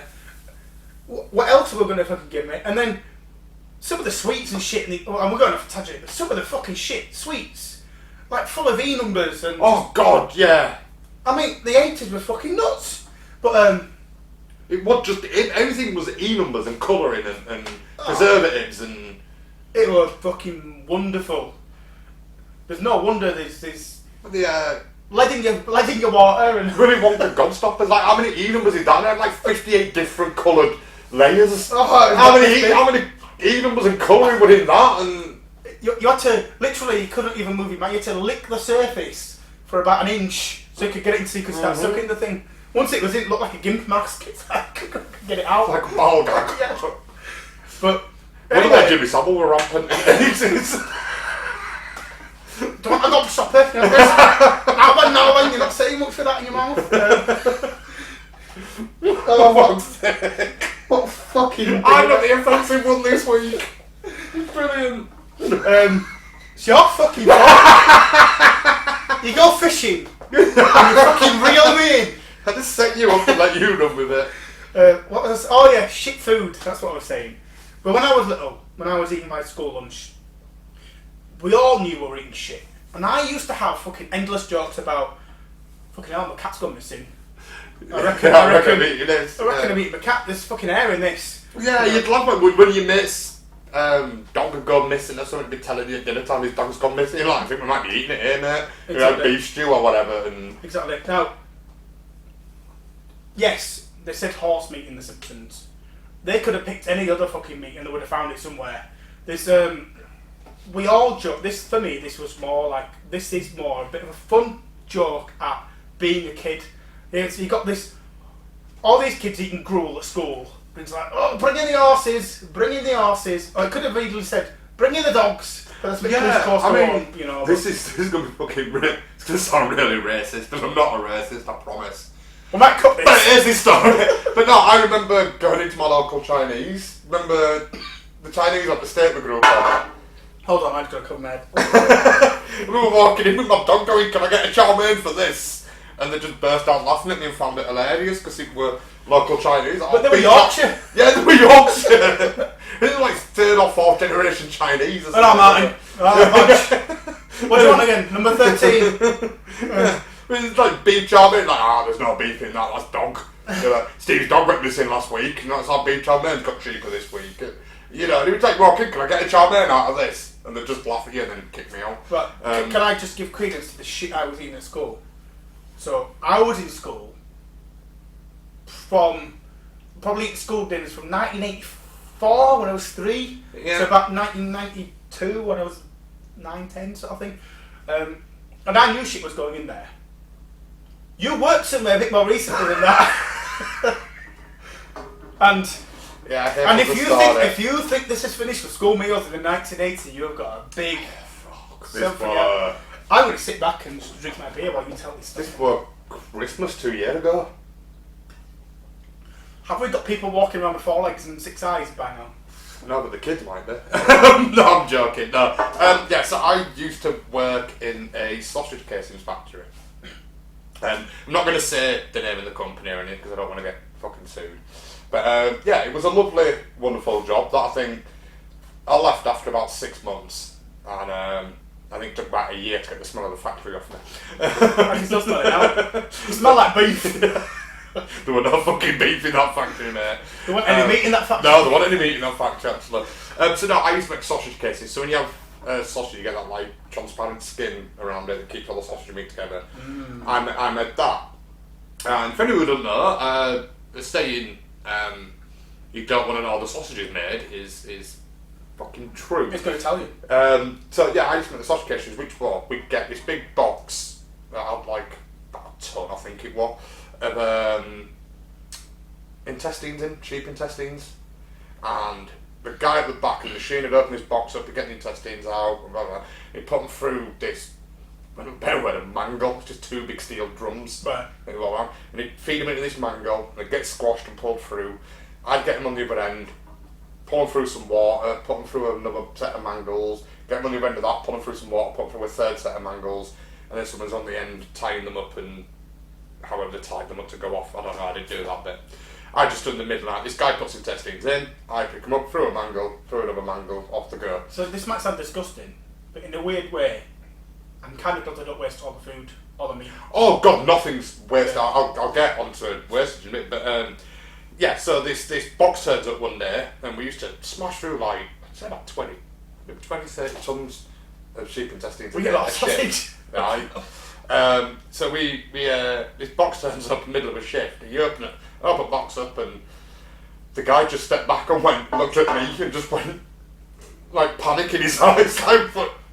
Was it a head? And I'm like, what the fuck, right, just have a minute, put this next lot through, came up and looked, and there's just a big sticker on the top, big white square, yellow triangle with a black border, and a big black writing said, not fit for human consumption. So we're like, we can't put this through. Like, this has to go back. So the guy had come back with a trolley to take it out and get us another box. At this point, our machine stopped. So our manager's come over, like, why is your machine stopped? Because we worked on targets and bonuses. Yeah. And the machine's down, something's fucking wrong, what's the tea comes over. I'm like, we can't put this through. It says it's not. No, it's fine. I'm like, but it says not for human consumption. No, because by the time it gets through here, it's going to get salted and then it'll be sent off. Don't worry about it. And it were basically a certain UK supermarket had ordered them for their, should we say their own brand budget line. So with a particular range that may have been of not particularly good value. Yeah, so you get stuff like Morrison's Value range or Sainsbury's Saver range or Tesco Essentials. Oh yeah. Those kind of white labelled company logo. And, you can get Heinz beans for 50p, but you can get Morrison's beans for 9p or Tesco beans for 6p. It was that kind of sausage. You all know the sausages I'm on about. But yeah, they just basically went, Christmas is coming up and they're going to get a shitload of these sausages out. What's that meat? When you opened the box, was it eyeballs and brains and testicles? And just sheep intestines. Was it? It was just the intestines were removed from the sheep and just a big plastic box with a big plastic bag in it that just contained a ton in weight of sheep intestines. That you couldn't eat. Like, shouldn't eat. Well, by the time it went through, you could have ate it. It's got all the shit and crap inside the intestines still. That's why it's going through the mangle. You just got sheep shit just pouring down the side, and some of it were. You could tell the ones that had not been fed well with the stuff that were coming out. And is it like Jaws that they pull out fucking a car license plate and shit? It was never that bad, but it would just it was basically this certain supermarket just went, we need to make a shitload of sausages over Christmas. A fuck ton of sausages. A fuck ton of sausages over Christmas when we get ready. So this for like September time as we're getting ready for we get our Christmas rush in September. Yeah, they just went, we only pay this much, but all the other firms have bought all the extra sausage, all the intestinal sausage, so they just bought the not fit for human consumption, but I'll whack it through, it's going to be fine, it'll be salted, it'll be alright. So, this gives absolute credence to the fucking salted. You know what, the worrying thing for me is, the standards now are higher. Yeah. That was probably the standard. Yeah. In the 80s. That was probably the good sausages in the 80s with that. Fucking hell, it's got a pig shit in, I lost it with that. Yeah, it's a bit, you remember the factory that made tripe, which I mentioned earlier, a Yorkshire delicacy? No. It's not. For our parents it was. My dad still eats it today. It's not a fucking delicacy. My dad eats it today as a monthly treat. Do you want to tell people what tripe is? Well, I thought tripe was this white fatty stuff that my dad ate with vinegar on it. until I went to the factory, and I did a couple of days up in the tribe shed. It's called a tribe shed. That's the actual name for it. Guy with an apron, a fucking cigarette air. I know these big barrels of cow stomachs that come in, and it was the lining from cow stomachs, and it'd get washed off, it'd get bleached. And when I say bleached, I mean it went in like amino acid, kind of, not amino acid, hydrochloric acid. So essentially it bleached, then it get washed off again, and then it get packaged up and sent out, and people in Yorkshire cut that up and put vinegar on it, and... I'm fucking hungry. Have you got a speed down? Can we get tripe pizza, please? No, that's a delicacy in Yorkshire. It's not a fucking delicacy. The bleach lining of a cow's stomach. There's nothing delicacy about it. That's for people who, either eat a pig stomach or don't eat. Yeah, pretty much. So... My dad still eats it today, has it once a month as a little treat to himself. What does he eat between then, if that's a treat? I know, exactly. Fucking slippers, what the fuck's he eating? And for people who are going like, that's disgusting, I'll stand by it as a meat, I joke that I'm a meat-eating men's rights activist, engaged to a vegetarian feminist, so we have lots of fun conversations. And I'm not the vegetarian feminist, but I as a meat eater, I absolutely fucking adore abattoirs. Nothing gets fucking wasted. Oh, and that respect. Not a fucking thing. I thought you were like going down there like we go to Leeds matches, like, fucking I'm watching this shit. Go on! No, it's mind blowing. People go, oh right, you're eating a steak. You go, do you know a cow died for that? Well, not really. Yeah, I mean a cow died, so I got the steak. Yeah. But the rest of it went into minced beef, and its bones got boiled up for the marrow out of it to make gelatine for gummy bears and shit, and its intestines have gone off to become sausage casings, and bits of it have made glue, and its fat's gone to its cow stomach's gone to make tripe. And clearly your dad makes soup out of its trotters. Yeah, it's just like nothing is fucking wasted from that animal. Yeah. People go, oh, your cow died for your steak, actually, but that cow that died for my steak died for about 15 other fucking products as well. I think when we're in a world of environmentalism, I'm not going to get my soapbox in, but the world of environmentalism, we look at recycling and stuff like that, which I think we did better in 80s, 90s anyway. But now we've got all plastic and shit, and now we have to have a bag for life and a special light bulb and all that bollocks. Look at the abattoir industry, nothing is fucking wasted. There is zero fucking waste out of that industry. Oh no! Even they've got horrible stuff like when Jamie Oliver went about turkey Twizzlers when he got them banned. It's mechanically reclaimed meat. They basically get a machine and strip all the little bits of tendons and crap off, and they remerge it and crunch it up, and then make this patty, and that's like good.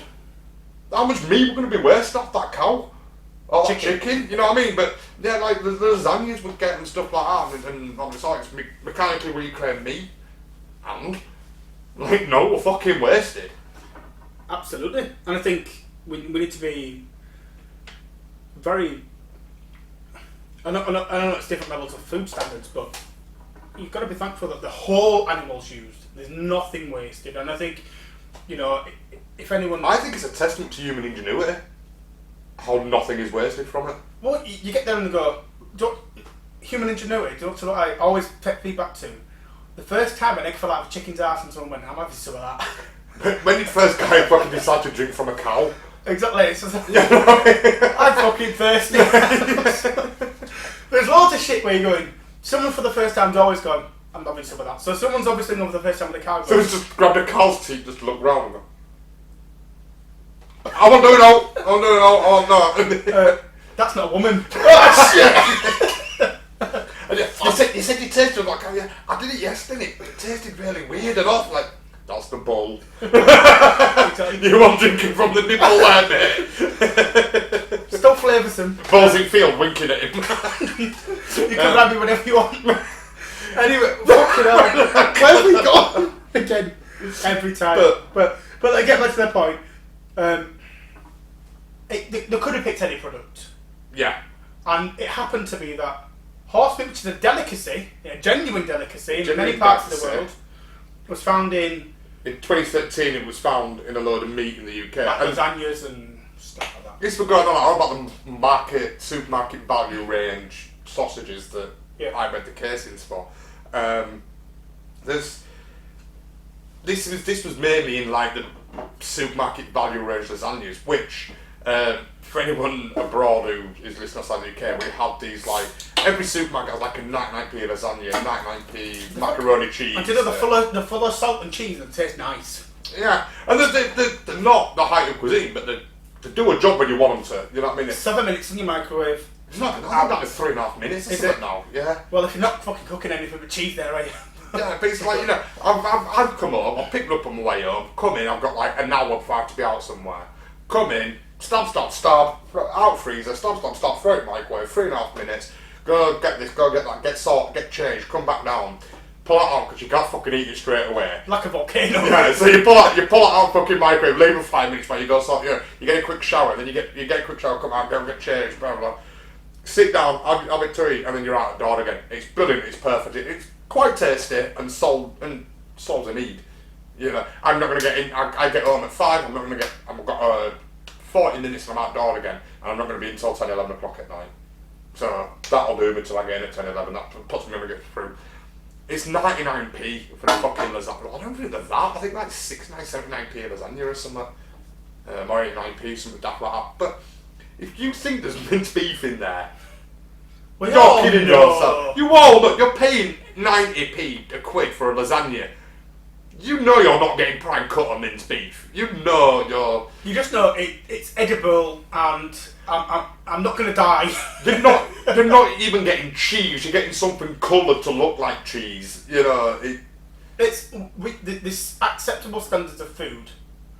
Horse isn't a terrible thing. Well, this is the thing as well. The other point I want to make, when people keep going like fucking horse meat and lasagnas, there's horse meat and fucking cheap pies and stuff like that. The French are going, fucking what? we pay a fortune for that shit. We saw them coming over to Iceland and fucking a bucket full of them and taking them home. But Doris said, was it Doris the dinner lady? Mm-hmm. She called Doris. Could have stuck anything. In fact, one of the Halloween horrors, they had like a truckload of hearts. Yeah. Now, I've not seen when someone go, oh, they got that right, but they got that wrong. I've not seen anyone criticise the fact that they got the other one wrong. They got the hearts wrong, but they got that. Well, this is a running thing with The Simpsons where it's only brought to point. It's only ever used. The examples are only ever used to prove the right. Yeah.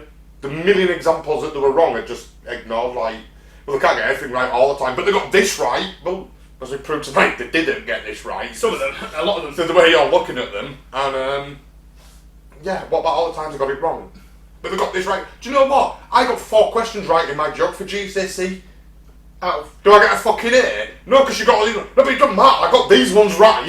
Exactly. You know what I mean? What else in life can you go? You got 90% wrong, but you got these 10% right. And therefore, you're a time traveller. Yeah, I'm a time traveller. Like, yeah, fuck off.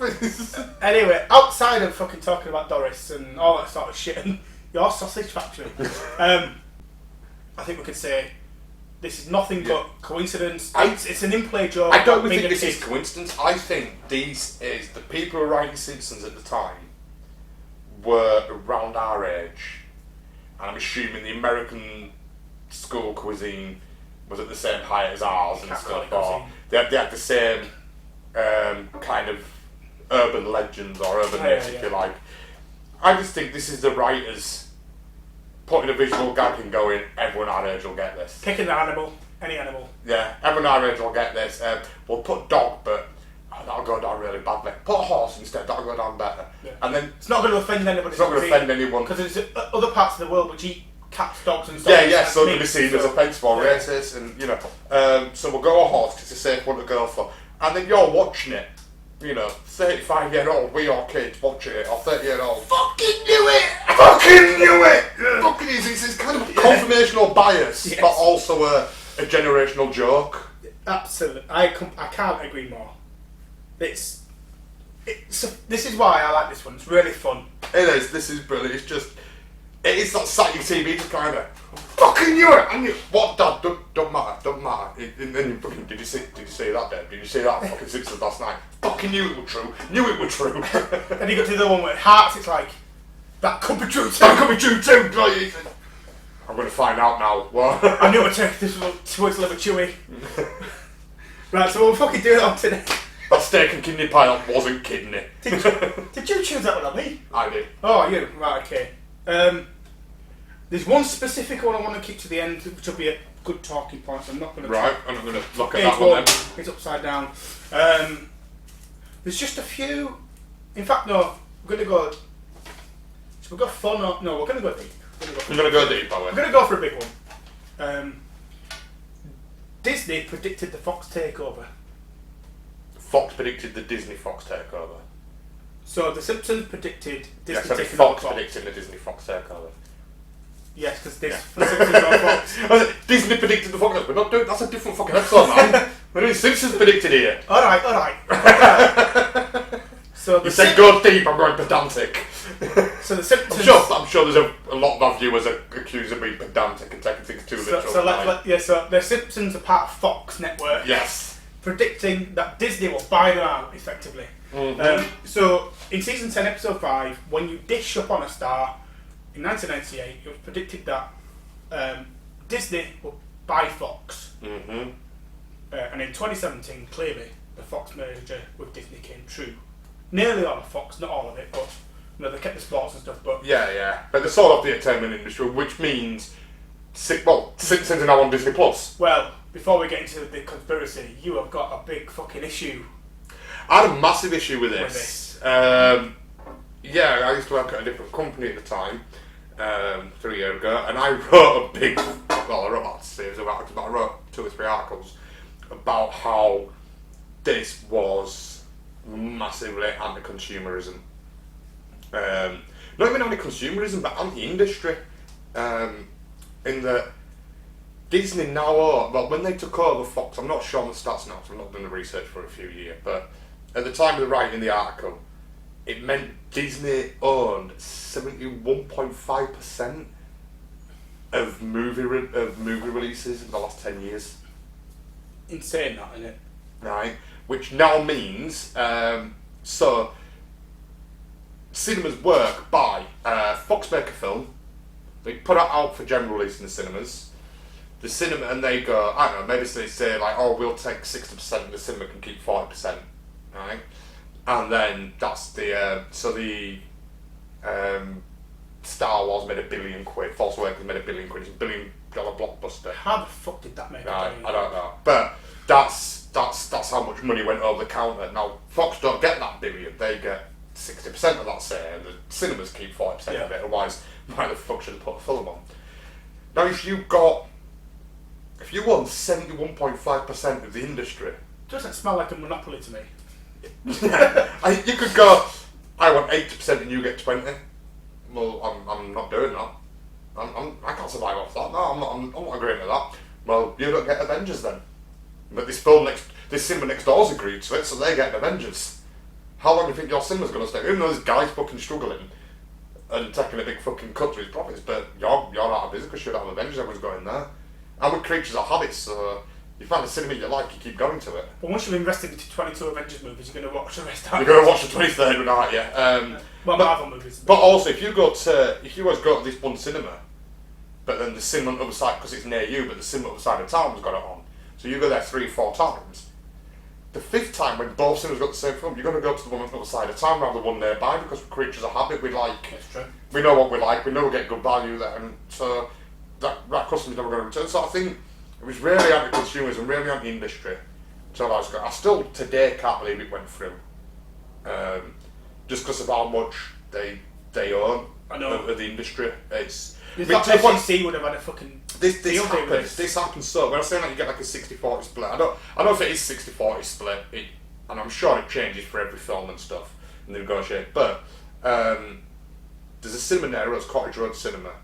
Loved that place. It's a gorgeous little antique cinema, and its sole premise is a community cinema, so when it costs like £5 to go watch Avengers at Everyman or View in City Centre, it costs £2.50 to go see it. How long ago were you going to the cinema? Right. That was not new though. No, I know, but you took 50% difference. So yeah, it's 50% off. Yeah.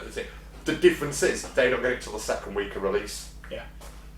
So you got to see it second or third time there, don't you? Yeah, so something like, Avengers Endgame, we went to the 7-hour midnight show because the internet's going to spoil it or whatever. But then something else that it doesn't really matter if someone spoils it or not. You want to go see it, but you You can wait a week and save some money. And the idea of what, because it's a low-income area, well, it was a low-income area around, it's now a student area around it.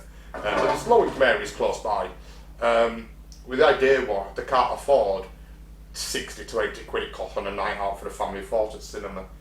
But you could afford £20-30 a month to go once a month and the other thing a family night out. And the other thing is, if you don't spend loads on your ticket to get in, you're more likely to spend more on confectionery when you're in there. So you know. Even the confectionery, I remember like the confectionery they don't have when you go into like View, say, and you've got hot dogs and Tango Blast and popcorn and all this other stuff and ice creams and all that. They just have one old-fashioned popcorn machine, and it's, do you want a 50p carton or a pound carton? So it was all cheap throughout. They don't do hot dogs or ice cream or all that. It's just, we have one popcorn machine, and it was just set up to be low-income families can go enjoy a night out once a month or once a week, depending on how they want, at the cinema. What's happened? And now they didn't even show Star Wars Force Awakens. Our price issue. Disney just went, we want this amount, and they went, we can't afford that, and they went, we don't show it, and they went, alright then, we don't. So they just didn't show Star Wars Force Awakens. There were people who waited to Cottage Road to put it on, and then like, oh, no, we can't go see it then, kids. What I'm going to say is, this is an opinion piece, clearly. But Disney, you fucking shafted Star Wars. You set of bastards. You fucking killed it. I hate you for it. I never fucking... I'm good. Honestly, I'm good. This... Sorry, I'm going to... You ruined one of the greatest franchises of all time with your fucking Disney bullshit. Anyway. To the point, I hate you bastards. There is... I can't believe I'd ever be alive to say this. So I hate more. I fucking paid to go watch them anyway. I never thought I'd be alive to say there is 2 Star Wars films out there in existence that, you know, I could probably pirate really easy for free. Or borrow off me because I'm a dickhead. Yeah. And I've still never watched them. I've never watched Solo, and I've never watched, what's the fucking last one in the sequel trilogy called? Return of... No, Skywalker Return... I fucking know. This is how much I give a shit. Yeah, the last one. Return of Skywalker. Is it Rise of Skywalker? Yeah. I don't fucking know. But yeah, I haven't watched the last of the sequel trilogy, and I haven't watched Solo, because I just went, you're not fucking ruining one of the most iconic characters of my childhood. And the last one was just like, I went to the cinema to watch the second one of the sequel trilogy, and just went, nah, I'm fucking done. Like, you haven't got to, like, everything you just put in the first film, you just undid in the second film. So like, what did Disney do? Do you know, like, Disney had brought on the Disney Channel? Mm-hmm. They fucking took the entire Fox back catalogue. Simpsons is on Disney Plus. Yeah, that's fine, right, I get that. But what about all the fucking adult stuff that Fox did amazing, like The Shield, I think it was, The Wire and all sort of shit.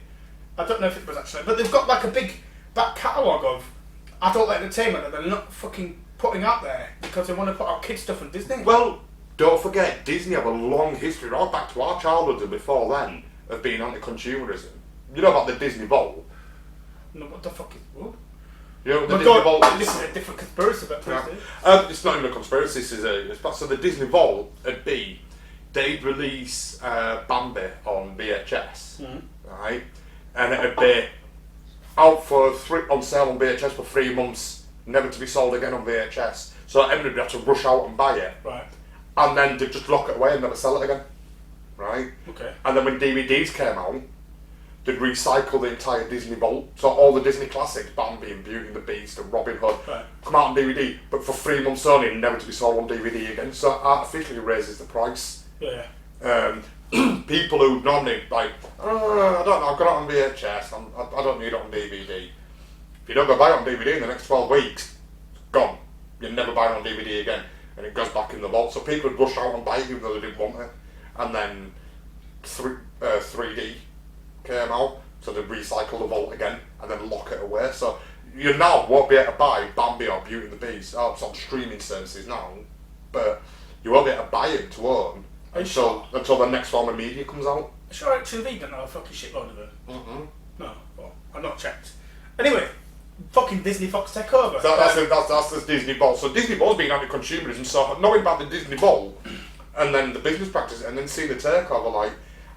Like say, stuff like Shield and stuff is going to just vault it. Disney won't give a shit about going, yeah, we're going to vault that. and people are going to moan that they can't see it. It's not on Netflix, or it's not on Disney Plus, or it's not on a streaming service, and they'll get a cult following, and then they'll release on the 20th anniversary of the Shield, or the 30th anniversary of the Shield, they'll release the Shield DVD box set for 2 months only, and that's your one time in 20 years to get it all, because you're never going to see it again. Oh, thank goodness for pirate stations. Yeah. Anyway. The shit, but yeah, so we'll go back to that. That's why I was against this. Yes, and you took me on a fucking Jedi.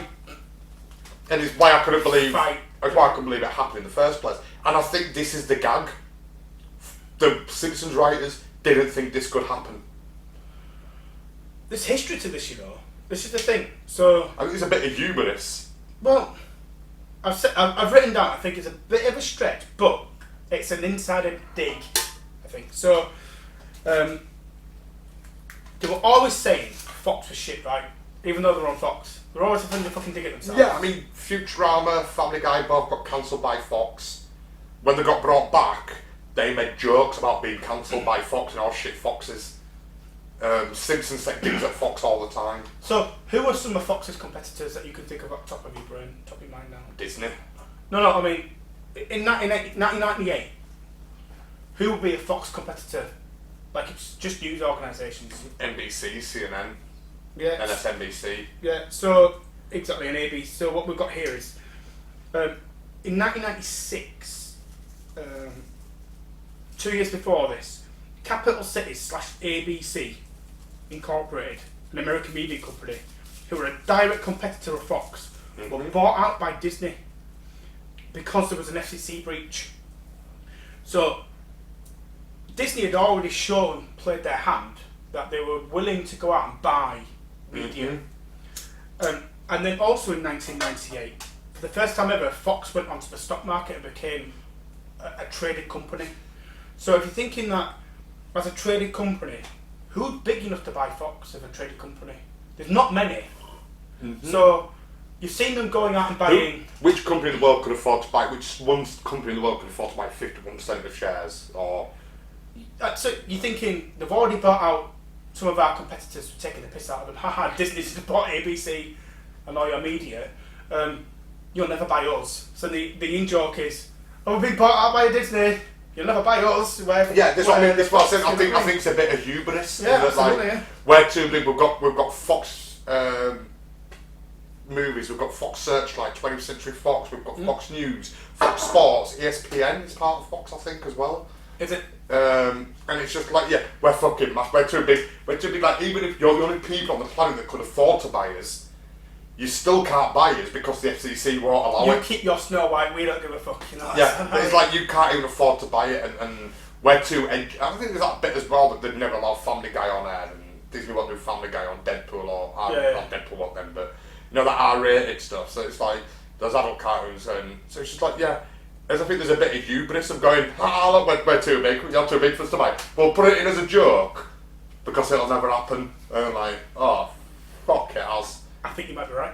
Because when the deal went through, Rupert Murdoch kept Fox News and ESPN.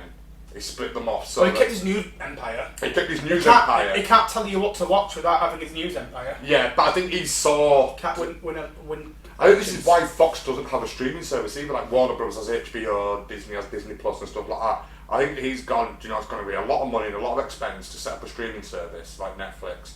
It's going to take a lot to compete and be viable in that market, because this is going to come down to, like, now we've got like 12 different streaming services you can have in your home with Netflix and Disney Plus and HBO. Well, we can't get HBO Max or Hulu over here, but Amazon Prime and stuff like that. So at what point it's going to boil down to where you're just going to get one, maybe two subscriptions, and we've got 12 streaming services. So like Star Trek Discovery is on CBS Access. That's 3 I've mentioned we can't get in the UK, but some of these are going to have to give at some point. No one's going to be paying 12 subscriptions a month.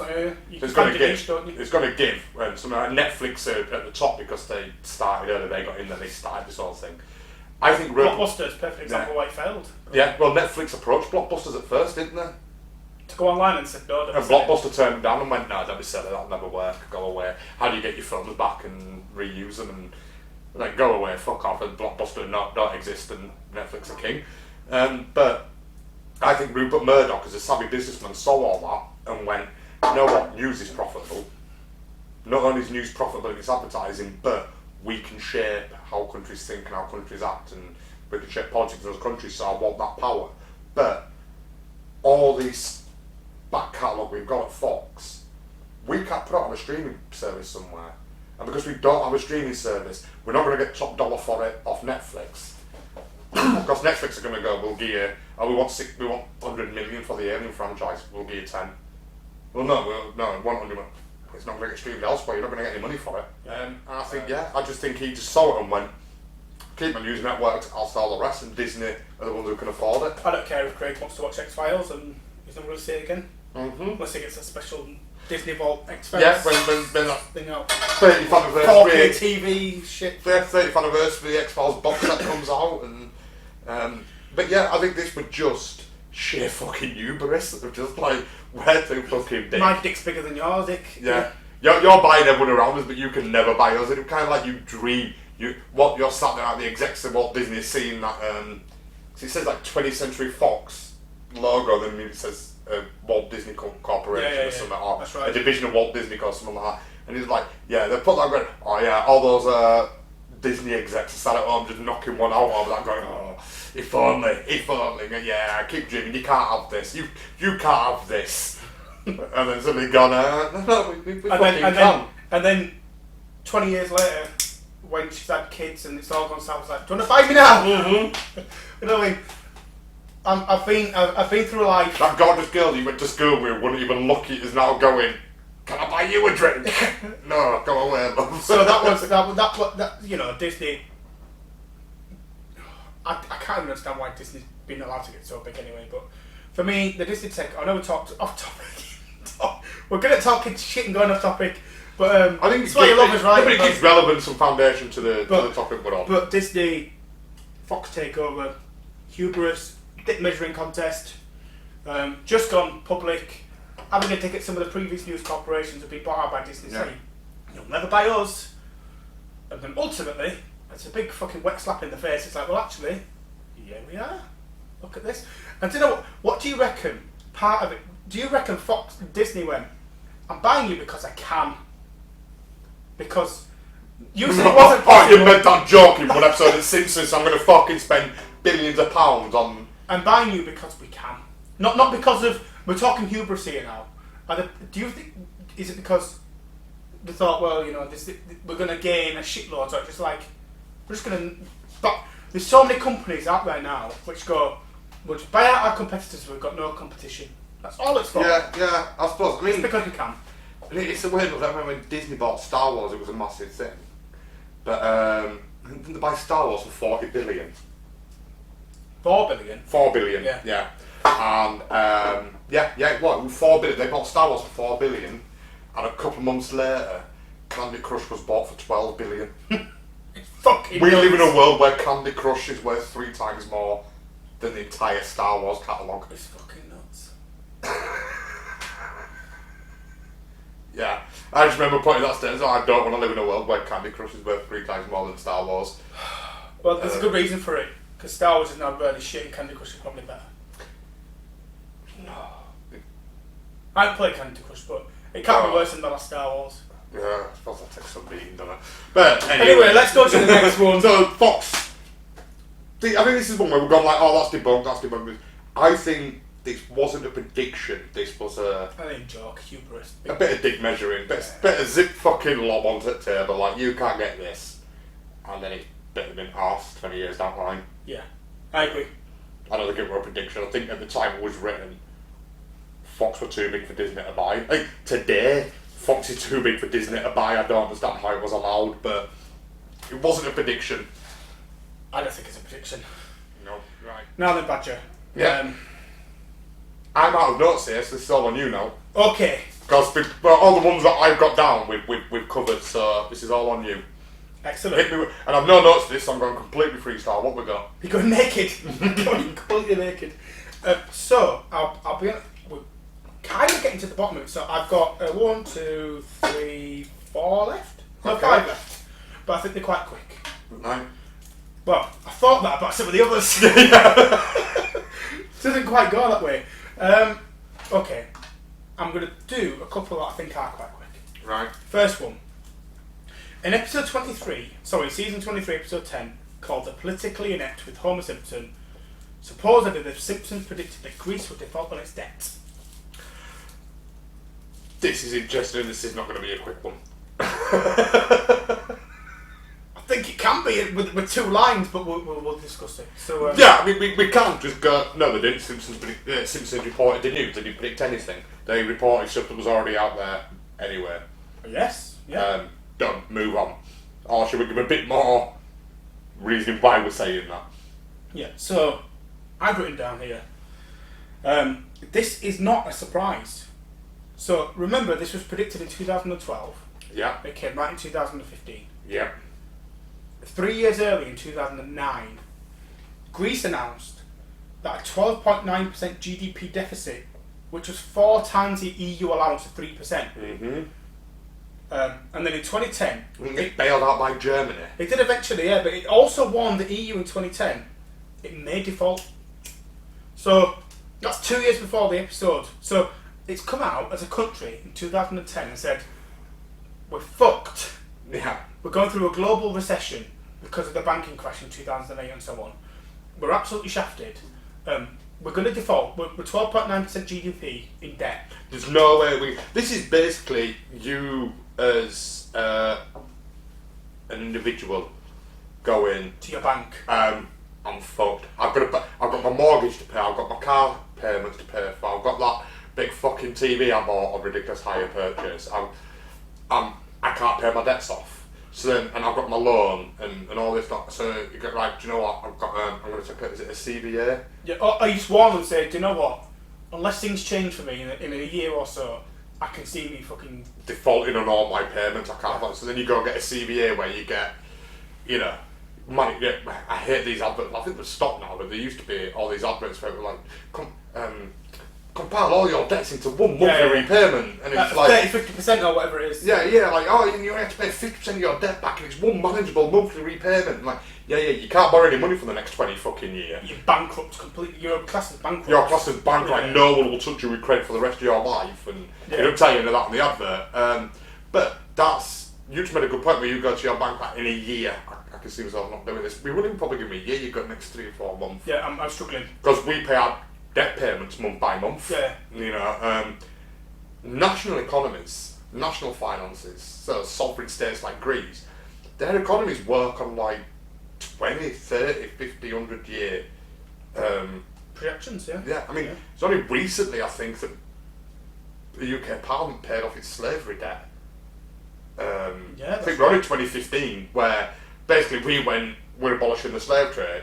Because it was never legal to own slaves in the UK, but it wasn't illegal to traffic in them. So while slavery was never legally allowed in the UK, a lot of UK business owners shipped slaves from Africa to America and made a fuck ton of money off it. So when Britain went, when UK Parliament went, actually we're making that illegal, all these slavers went, what? I've got £30,000 worth of fucking slaves. What am I supposed to do with them? Just let them go and let £30,000 go. So the British government had to pay them for their stock there. So the British government paid for the freedom of all the slaves. Which is lovely. Which is great, but it took till 2015 to pay all that debt off. Effectively fucking pirates slaving people out and you go, I'm going to pay you all.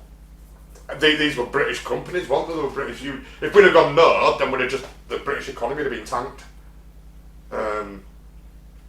To be fair, we've only just paid off the fucking Second World War debt. First World War debt. Mm-hmm. First World War, not even the Second World War debt. I think the Second World War debt is what, 2040, I think. 2040, 2050. Generally get about 80 years, don't you? So we've not paid those debts off it, so yeah, for them to come out in 2012 and go, we're probably going to default on our debts, is going in about 3 or 4 years. We're fucked. We're fucked, but we're probably going to default in 3 or 4 years. Unless things change. But economies moved that slow at national level that 3 or 4 years is the same. Greece saying in 3 or 4 years we're going to default is the same as you telling your bank you can't afford your mortgage next month. Yeah, exactly. So they said that in 2012, Simpsons said it in 2014, and it comes true in 2015. Not really. No, Greece predicted it was going to happen. Yeah. Simpsons just reported it. Exactly. Just reporting the news. Yeah. That's all you're doing. There's nothing special there. You can't claim you predicted it when you're just reading a 2-year-old news story. When, they said 4 years before, or 3 years before, we're a bit shafted. So, if you're going to report on any country, you're going to report on Greece. Yeah, I mean, Ireland got a bailout as well. But Republic of Ireland got bailed out. Did Simpsons predict that one? But they didn't default. Yeah, but they said the same. They said they were close to defaulting, so they got a bailout from the EU. They did. The only difference was we had to bail them out as neighbours. The UK bailed them out, which I'm fine with. But Germany bailed out Greece. We bailed out Republic of Ireland. Do you think? So this is the thing, right? It seems to me so. Whilst we're saying this is relatively debunked, I would say though, having countries bail out countries, it seems to me like a bit of like what do you call them? Those nasty fuckers who just come to your door and go 100 quid, and then you really pay like 300 quid. Oh, fucking loan sharks. Yeah, it's like a big fucking dirty loan You're shark. about the fucking Provident man we had in 80s. Or anyone who used to. Loan shark is exactly it. So you see it all the time. Like they'll go, do you know what? I am willing to bail you out. Brilliant, save it, but 3 times the fucking cost. Early 2000s, with Wonga loans and payday loans, fucking which were like, you can borrow 100 quid today to your next payday at 2,700% APR For the year, exactly. Yeah. You don't pay it back next time. You owe me fucking 20 grand. Yeah, like unbelievable. And it ended up with people. I mean, they thankfully they seem to be a thing of the past now. What, Newcastle United sponsored by Wonga? Yeah. Fucking hell. It was people. You got one loan to get you through to your next payday, but your payday you had to pay that loan off. So you need another payday loan to get you. And it just renewing your payday loan constantly. So you weren't even getting your whole wage now, and you couldn't. It was just a debt trap. Horrible bastards. And people could argue that's what Germany did to Greece. I think when they put us. Now we bailed you out. You need to put these austerity measures in so we can get our money. We can get paid back. Exactly. It's like your bank manager going, yeah, I'll give you a mortgage. I'll give you a loan to buy that new car, and then coming around to your house, knocking on your house at like 7:30 and Friday going, why you just ordered a takeaway? You can't. No, you need to look after your finances. You can't order takeaways. But do you mean you went to the pub for a pint? No, I want my money back. No, I don't think you can afford this shit, and therefore you're not allowed to buy it. And if you do buy it, there's fucking penalties. Yeah, that's pretty much what Germany did to Greece. Just going, no, we will put austerity in place. And it kind of, I don't know, I'm in the thought process that Germany bailed out Greece with the express desire to make them default to crash their economy. Because they put so much austerity on place that Greece just crumbled under it. Well, we had our one austerity measures, which were economically non-viable, which was proven to the point of now 10 years, 20 years on the... Well, 2010 to 2020, everyone recognised it was the biggest load. It was nothing more than a funneling exercise to make money for the elites. Yeah. It's like people arguing now that all these COVID lockdowns and stuff, if you look on the internet, there's a lot of people saying that, the disease isn't that bad and it's this is just an exchange of wealth. It's something like, proof's in the pudding, and the pudding looks shit because it's happening. Shops are going bankrupt, independent stores are closing down, that Amazon's fucking having its best year ever. Well, to go off on another tangent, which we're very, very good at, I sent a message out in March, and I simply said in that message, this is nothing more. What you're going to find is you've got companies who are too rich to fold, constantly too rich to fold. And all that's going to happen is the little man who's got little businesses but got some really good tech and really good stuff like that, when they fold, they're going to get hoovered up at a fraction of the cost. Or some would just be allowed to fold. Yeah, and they'll just go, well, I'll have that 10 pence in the pound and thank you very much. Swallow it up, absorb as much of the labour as they possibly can, pay minimum wage and say, you should be fucking lucky you've got a job. You should be lucky you've still got a job. You should be lucky that I'm giving you this job. Goes back to very feudal industrial revolution type. And so anybody who doesn't believe that this is set up for the rich to get richer and the poor to get poorer are fucking bonkers. Yeah, the economy is built this way, and this is a perfect example of being able to. It's like vultures are picking at the bones. It's like it's that thing. It's like every shop in the UK has to close, and no one's allowed to leave their house for 12 weeks. But Amazon's open. Yeah. Amazon's open, and they'll bring it to your door, so you don't have to go out and like.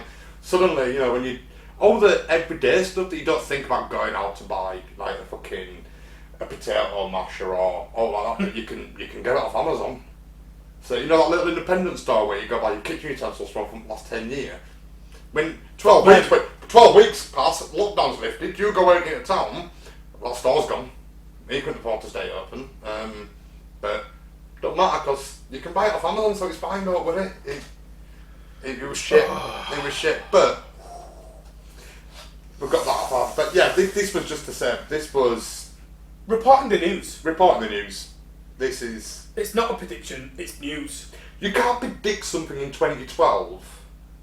That was totally 2009. When Greece tells me 2009. It's madness.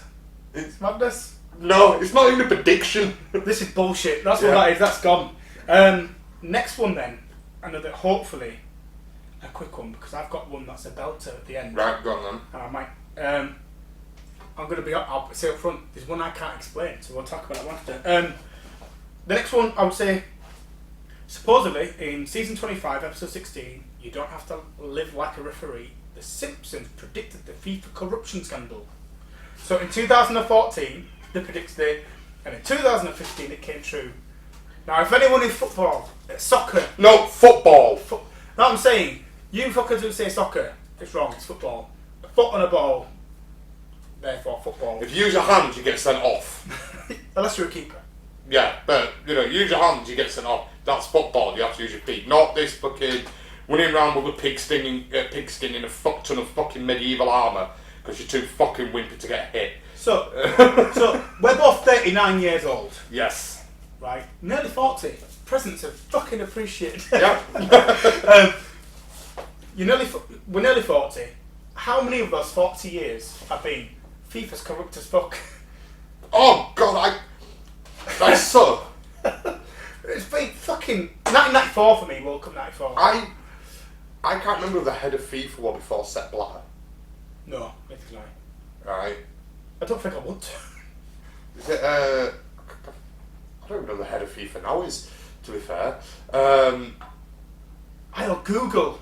But they had but I knew FIFA were corrupt before I knew the name of the head of FIFA. That's part I'm trying to get at, was that you're a football fan. You know FIFA's corrupt. It's supposedly Giovanni Vincenzo. Fair enough. Yeah, I didn't even know that. But FIFA just... I knew FIFA were corrupt before I knew who Sepp Blatter was. We've all had this understanding that FIFA is a corrupt society. So before him, it was someone called Havelange. No. But when Sepp Blatter came in when? He came in June 1998. There we go. So, yeah. Oh, no, sorry. Sepp Blatter came in... When I was impeached in 2015, he came in 1998, that's right, yeah. No, so it was 1998 until I found out who the head of FIFA was. Was that World Cup France? Yeah, the French World Cup, yeah. But I knew FIFA were fucking corrupt long before that. Especially in Sepp Blatter's... Especially in Sepp Blatter's, right? I mean, the only reason... I didn't know who before him, I didn't know who was after him, I just knew him because he was corrupt as fuck. He was like openly corrupt. To the point, like I said, the Qatar World Cup announcement. I mean, I know I'm English and I might be biased, right? And I get that. But if someone puts to you, we've not had a World Cup since 1966, and if someone comes to you with a board and says, we've got a country already, the supposed motherland of football, who's got... football's created in Sheffield. Yeah, so we've got stadiums that have got 50, 60, 70,000 people comfortably. And for the smaller nations, we've got 40,000, 30,000 stadiums. Our third tier of football could hold 30, 40,000 people. Sunderland. Yeah. So we have got an infrastructure that already exists. Stadiums that already exist. We've got the hotels, we've got the cities, we've got the transport links. If you tell us you're going to bring in 1 million people, we can fucking handle it. We don't get all these stadiums where we're going, we've got stadiums that can hold 40, 50, 60, 70, 80,000 people. Yeah, they're all in the middle of cities as well. Yeah, and local, everything's already there. Yeah, I mean... Not an issue. Leeds United is a 10-minute walk, a 15-minute walk tops from town. From City Centre, yeah. From City Centre to the stadium. Is it Everton Stadium? Is it middle of some fucking houses? Yeah, exactly. So they've got houses around it. Yeah. So we've got everything's already there. Mm-hmm. But then you've got these rich Qataris who put their bid going. We don't have any stadiums. It's 45 fucking degrees, 120 degrees Celsius. That's 120 degrees Fahrenheit.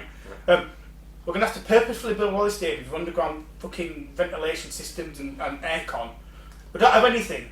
And they go, that sounds like a good fucking bid. That's the best bid. They get it because they're the best bid. So, if anybody doesn't... I'm not just saying England. There was other countries as well. No, right. So we're only saying England. I'm using it as an easy comparison. We're only saying England because England were a direct competitor for the bid. Yeah. But when the bids were going on, and it came to the reveal, everyone were going, England have got this. There were other countries like Germany, I think, were up for it as well. Even Germany. But Germany could hold it tomorrow like that, yeah. same as we could. Exactly. The only reason people going England are going to beat Germany is because they've had it since us. Was it 2008, was it? Yeah, I think they had it in the 80s and they had it in 2008. We've only had it once. We've had it once, they've had it 2 or 3 times. Everyone's like, do you know what, it's England's turn. They put a good bit in. We've just held a fucking amazing Olympics. One of the... And 2012 this isn't saying as an Englishman like, oh, we're the best. But it is why they're considered... Not only was it why they're considered one of the best Olympics for a generation... The Paralympics were amazing. Paralympics were amazing. But it was the first Olympics held in about 30 years to make a profit. Most countries lose off the Olympics. They spend that much on hosting it that they never make the money back, and they make it back in tourism and trade. We actually made money off hosting the Olympics. So it's like with a fucking example of like, look what we did with the Olympics. Look what we have in place for football. Look what we had, and we had, you know, and we had amazing Olympics. And one of our fucking fans' chances, football's coming home. Can you imagine the streets bouncing up and down with football's coming on as a World Cup? World Cup comes back to where it was born. Do you know when Germany won the World Cup in 1990s? Oh, did they win the Euros in 96? No, France won 96. Because did France win 94, 96 and 90? No, they won 96, 98 and then went out the 2002 World Cup not scoring a goal. Yeah. Whichever World Cup it was, there was a funny story that Germany won it and were singing "It's coming home, football's coming home" as their chant. It's like, you bastards!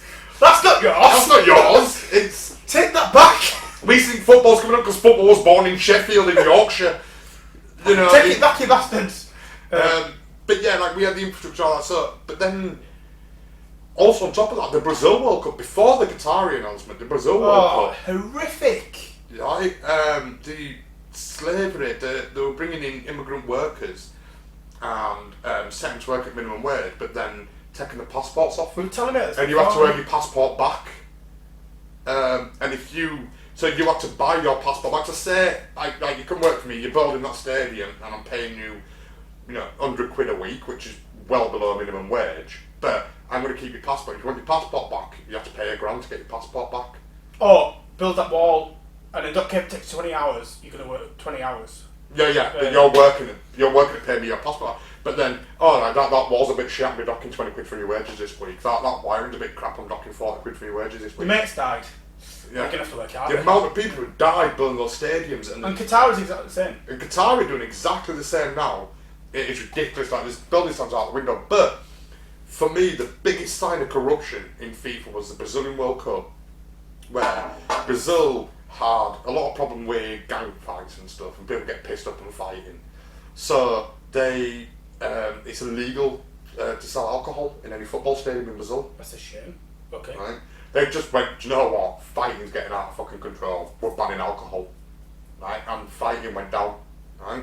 Fair enough. I don't really agree with it, but if it works, you've got that big a problem, it works. You do you. Right? So the World Cup came to Brazil. All the slavery and shit and building the stadiums and these multi-million-pound stadiums in a country that had to bulldoze the ghettos and shanty towns to build stadiums that are now fucking forests growing in them and car parks for coaches. So they really couldn't afford to do it anyway. But FIFA turned went, by the way, Budweiser sponsors the World Cup. They're one of our corporate sponsors. So we need to sell Budweiser in stadiums. And Brazil went, no, you can't because we've banned alcohol in stadiums. Yeah, but Budweiser's our corporate sponsor. We don't care, it's illegal. Because where is it going? Well, you better change that fucking law right now. We'll take it World Cup off you, we'll take it somewhere else. So Brazil had to put a law through that made it legal. But the actual wording of the law does not say it's legal to sell alcohol in stadiums. It says it's legal to sell Budweiser in stadiums. So FIFA became a political entity, effectively? Yeah. They told a sovereign nation what laws it could have. But the law wasn't overtook. If they turned it on alcohol, you could sell alcohol in stadiums, then you could serve any alcohol you want. So the FIFA dictated that the law said it's illegal to sell alcohol except for Budweiser.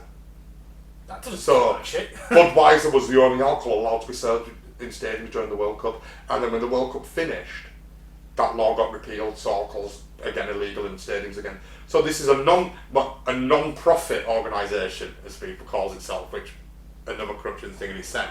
But yeah, they went into a sovereign nation and went, you have to change your law so we can play football. Lovely. That doesn't speak of corruption. We could have at least chose a good beer. Fucking hell. Right, this is a fucking corporation that has, you know, its whole game is running around in a field kicking a ball. This is the World Cup is a shining gem of their crown. And these are the players, the absolute athletic elite from around the world. These are players that are fucking. They get told by their clubs what they can eat, when they can eat it, when they train, how they train, all this stuff, right? And you watch the fucking World Cup and it's sponsored by McDonald's. Get fat and happy. Get some beer. Sit on your sofa, eat a Big Mac, drink a Budweiser, and watch these fucking guys. How does that promote health and... It just does, shut up. They didn't go to your factory to make somewhere good. But the fucking Big Macs were made there though. But just to... I know we're going off on one a little bit. We love it really. I've simply put, this is easily debunked. Because, even though it said the corruption scandal was predicted in 2014 by Simpsons, came true in 2015, again this is another thing of the Simpsons simply reporting the news. Because the actual investigation started before the prediction. In fact, the first arrests were made in 2013. Darryl Warner was arrested. So this again is nothing more than reporting FIFA corruption from the news. They're reporting the news in popular culture, and people can't string that together and go, "Oh, this is predicting the future." No, you're reporting something that's happened a year ago. Yeah, I mean, this is going back to like how many Americans, because it's American-centric cartoon. I know Simpsons is worldwide, but it's American-centric. How many Americans know Greece has announced it's going to default on its debt? Absolutely. Like, we knew that because we're members of the EU and we voted to leave the EU and all that Brexit shit. So we know what's going on in EU countries around us. It's relevant to us. But the average American wouldn't know that Greece is about to default on its debt. The average American won't know much about football because they're not really interested in it. Not fucking soccer. Right? I mean, I actually reckon, I'd actually go out on a limb and say majority of Americans don't know that the American women's football team are world champions and probably the best team in the world in women's football. Women, American play football, women. What's going on? I'm baffled. I'm only joking, by the way. They don't care for football. They are a brilliant team. Right, they are a fantastic team, Americans women. But Americans don't really know, pay attention to it. And what was shocking about this really was this American that blew it open. Was it Chuck? Someone or other, like America's FIFA representative that blew all this corruption open. I don't know. I remember a guy called Chuck Summit or other was the American representative of FIFA, and he basically threw Jack Shepherd from South Africa on the bus, and then Paul Sepp Black and everybody else in his corner. And it was reported in America as if like, oh, FIFA whistleblower brings down the organisation. And it was like, don't for a second think Chuck were fucking noble and just and bringing down a corporation. He was going to get fucking done for corruption. And when he got pulled in by FBI, he sang like a fucking canary. And they seem very nice. He wasn't anywhere like, oh, I discovered this corruption in FIFA, I'm going to bring it to the public and let them know. It was just like, he got his hand caught in the fucking cookie jar, and he fucking squealed like a bitch. Pig squealers are always the best. But the world knew about this. It's not even long news. before Simpsons covered it. Not even news. This is not a fucking prediction. We'll calm this one off. Right then, we'll fucking calm the FIFA corruption scandal. That's a load of bollocks. Okay, I'm running out. We're going to go for another really fun one, actually. Mm-hmm. We're going to go in season 21, episode 12. Boy meets Curl, supposedly predicted in 2010 and came true in 2018 that the Team USA Olympic curling win. So, no, right, this wasn't in my notes. This absolute fucking bollocks. It really is. Absolute wank. Fucking right. Wrong event. Wrong year. No, it's not the right year. Completely wrong event. But I'll let you explain. Sorry, go on. I'll dive straight in there. So I find this one fucking ridiculous. My first line is, this one I genuinely don't understand. That's my first line. So, what was supposedly predicted is in 2010 that USA would win curling in the mixed doubles between Homer and Marge. They were the two who won gold in the Olympics. Mm-hmm. Okay. However, it didn't say a year to start with. Right. And the reason why they say this came true was because America won. No, it was very specific, actually. It said they won it against Sweden. Yeah. Oh yeah, Marge and Homer beat Sweden in the episode ran in 2010. Yes. Marge and Homer beat Sweden in the mixed doubles gold. Yes. Curling at the Olympics. Yes, and it came true in 2018. America beat Sweden to gold in the mixed double curling at the Olympics. Well, no, not quite true. Right. So America beat Sweden. Yes. America won gold Yes. at curling. Yes. Mixed doubles curling. No, they came sixth. What they actually won was the team event, which is for 5 people. Right. So, yes, they beat Sweden. Yes, they won gold. But it's a wrong event. This is like saying Tim Henman won Wimbledon because he won the mixed doubles. Yeah, exactly. It's simple. It's like, I get it. They did win, but you picked the wrong event. Yeah, it's completely wrong discipline. That's yeah, bollocks, done. I'm sorry, I'm not even going to go any further into that. Mixed doubles is like saying Tim Henman won Wimbledon because he won the mixed doubles. No one remembers who won the mixed doubles. Everyone remembers the male winner and the female winner. I've got notes and everything, Badger. No, you haven't. Not on that, surely. No, not a huge amount. Go on. I was just perplexed as to how this even got into the idea. The canon of Simpsons predicting the future. If there's, they didn't tell me a year. No. Either. And Sweden were the best in the world at the time. This is going back to the Nobel Prize for Economics. Right, the world champions of Sweden. We're going to beat the world champions. We're going to write an episode where Marge and Homer win the curling at the Olympics. Who do they beat though? Well, Sweden win it every fucking year. Let's have them beat Sweden then. Okay. Woohoo! We predicted it. No, it didn't. Not quite. Anyway, alright. If you want to fucking draw a line under that was the quickest debunking ever. You got the wrong discipline. Oh, I'm running out. Okay, let's have a look. That was quick and easy. One there. And one there. I think. Is that it? Oh no, I've got one more. Right. Quite interesting one actually. In season 9, episode 3, called Lisa Sachs, supposedly, it predicted in 1997 that came true in 2014, America had an Ebola outbreak.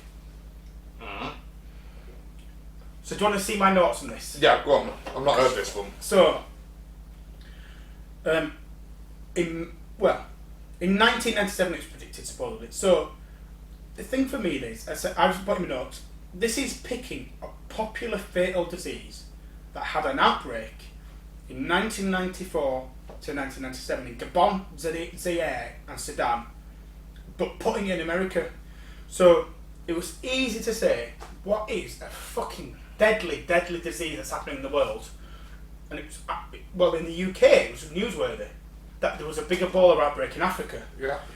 And then what the Simpsons did is in 1997, they said, "Oh, we've got an Ebola outbreak." This sounds a lot like the Greece debt and the FIFA corruption where Simpsons are taking Eurocentric news?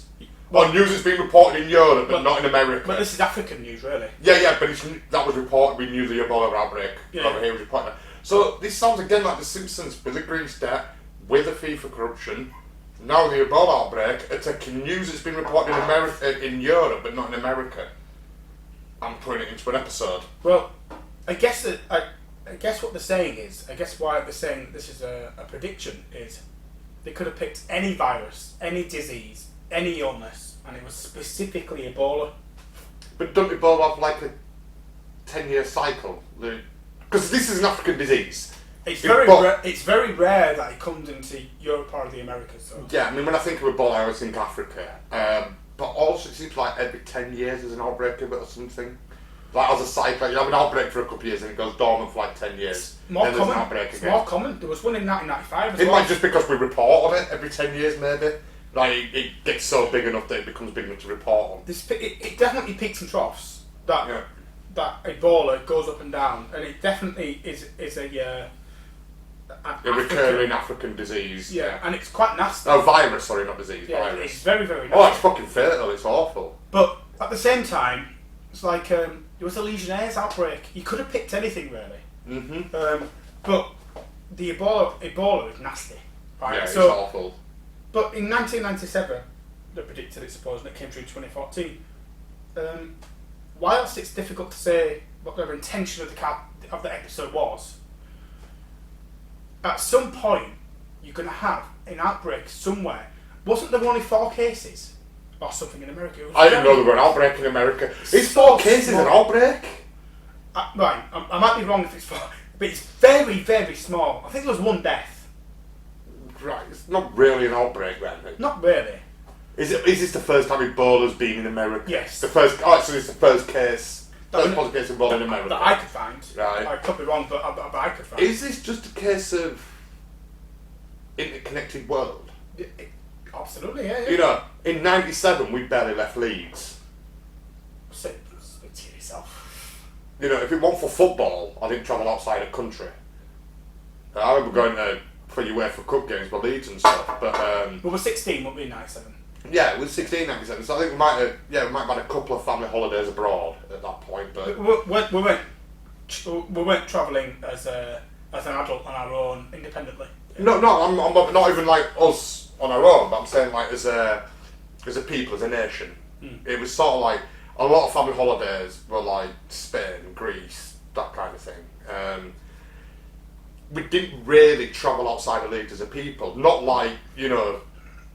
Me, no, well, pre-COVID, I travel all around the country between March and September with gaming and expos and media events and stuff, but our job's totally connected with cities and stuff now.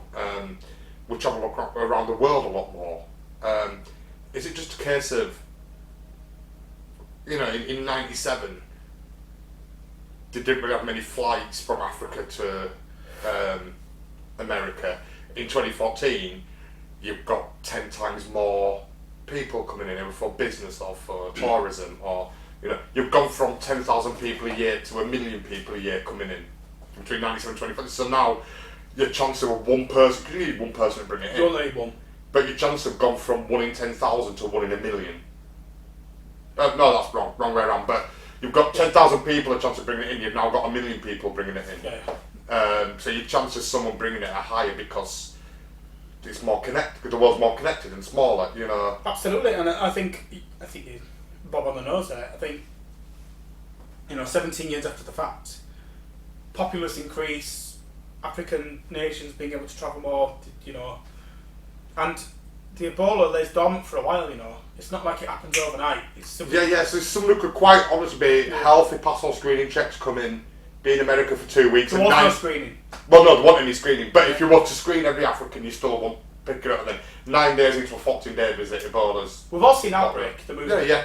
Good film. Yeah, it's brilliant. But at the same time, this could be exactly the same. Well, look at, do you know what's coming to mind straight away? Is 12 Monkeys. Brilliant. But, apart from when he unders the vial and nothing there, just was air. But the entire film is him tracking down this terrorist organisation going around the world, and it's a guy just cracking a vial in an airport. Yeah. and it goes off. We've all played Plague Inc. Have we? You're not? I haven't. God, it's about fucking 90p on Play Store. Why have you not played it? It's amazing. But that is... You should be to drink your beer and... But that game, Plague Inc., is... And I love the fact that it flew in, downloads flew up. It's been a really popular game and it's kind of died off.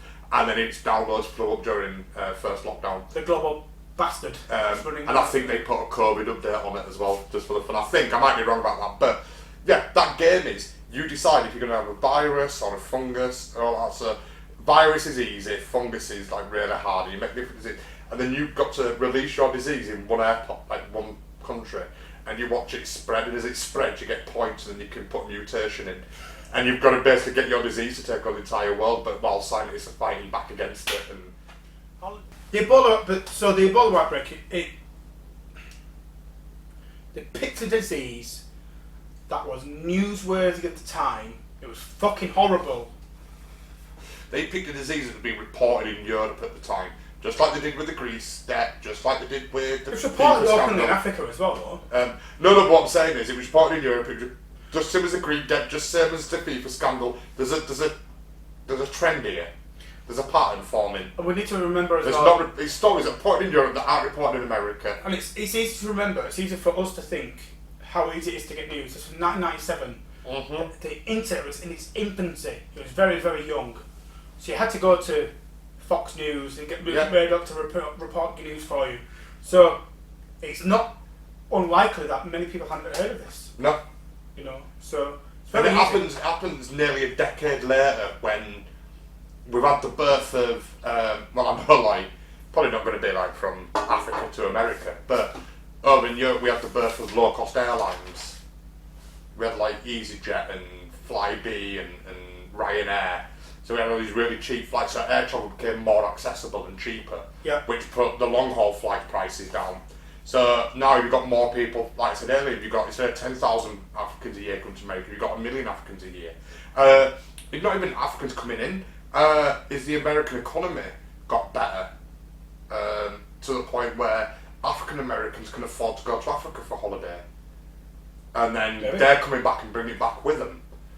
There's nothing to say it's an African that brought it back. It might have been an American, or an African American that went over to Africa and came back. Could have been a businessman, a tourist, but the planet's more interconnected, the flights are easier to get, and we can travel there quicker and faster. It's got to happen at some point. Yeah, I don't think it's a stretch to say they've reported on something that's deadly, that's happening now in the news, and we've just gone, ooh, fucking Ebola, that's fucking horrible, that's scary. And I'm not sure, like the idea from, like, I don't remember looking at the stats, but when you used to like one died and maybe 4 cases of like America's Ebola outbreak. Something very Fox News sensationalist, like 1 person, 4 people caught it and 1 person died. I'm pretty sure it was 1 person died. It's not really an outbreak, is it? You know, it's... This is another bullshit one. Yeah. So I'm going to get to my last one, and I am going to let you read this out and read my note. Which is the last one here? That one. The God Particle, Season 10, Episode 2, The Wizard of Evergreen Terrace. Predicted in 1998, came true in 2012.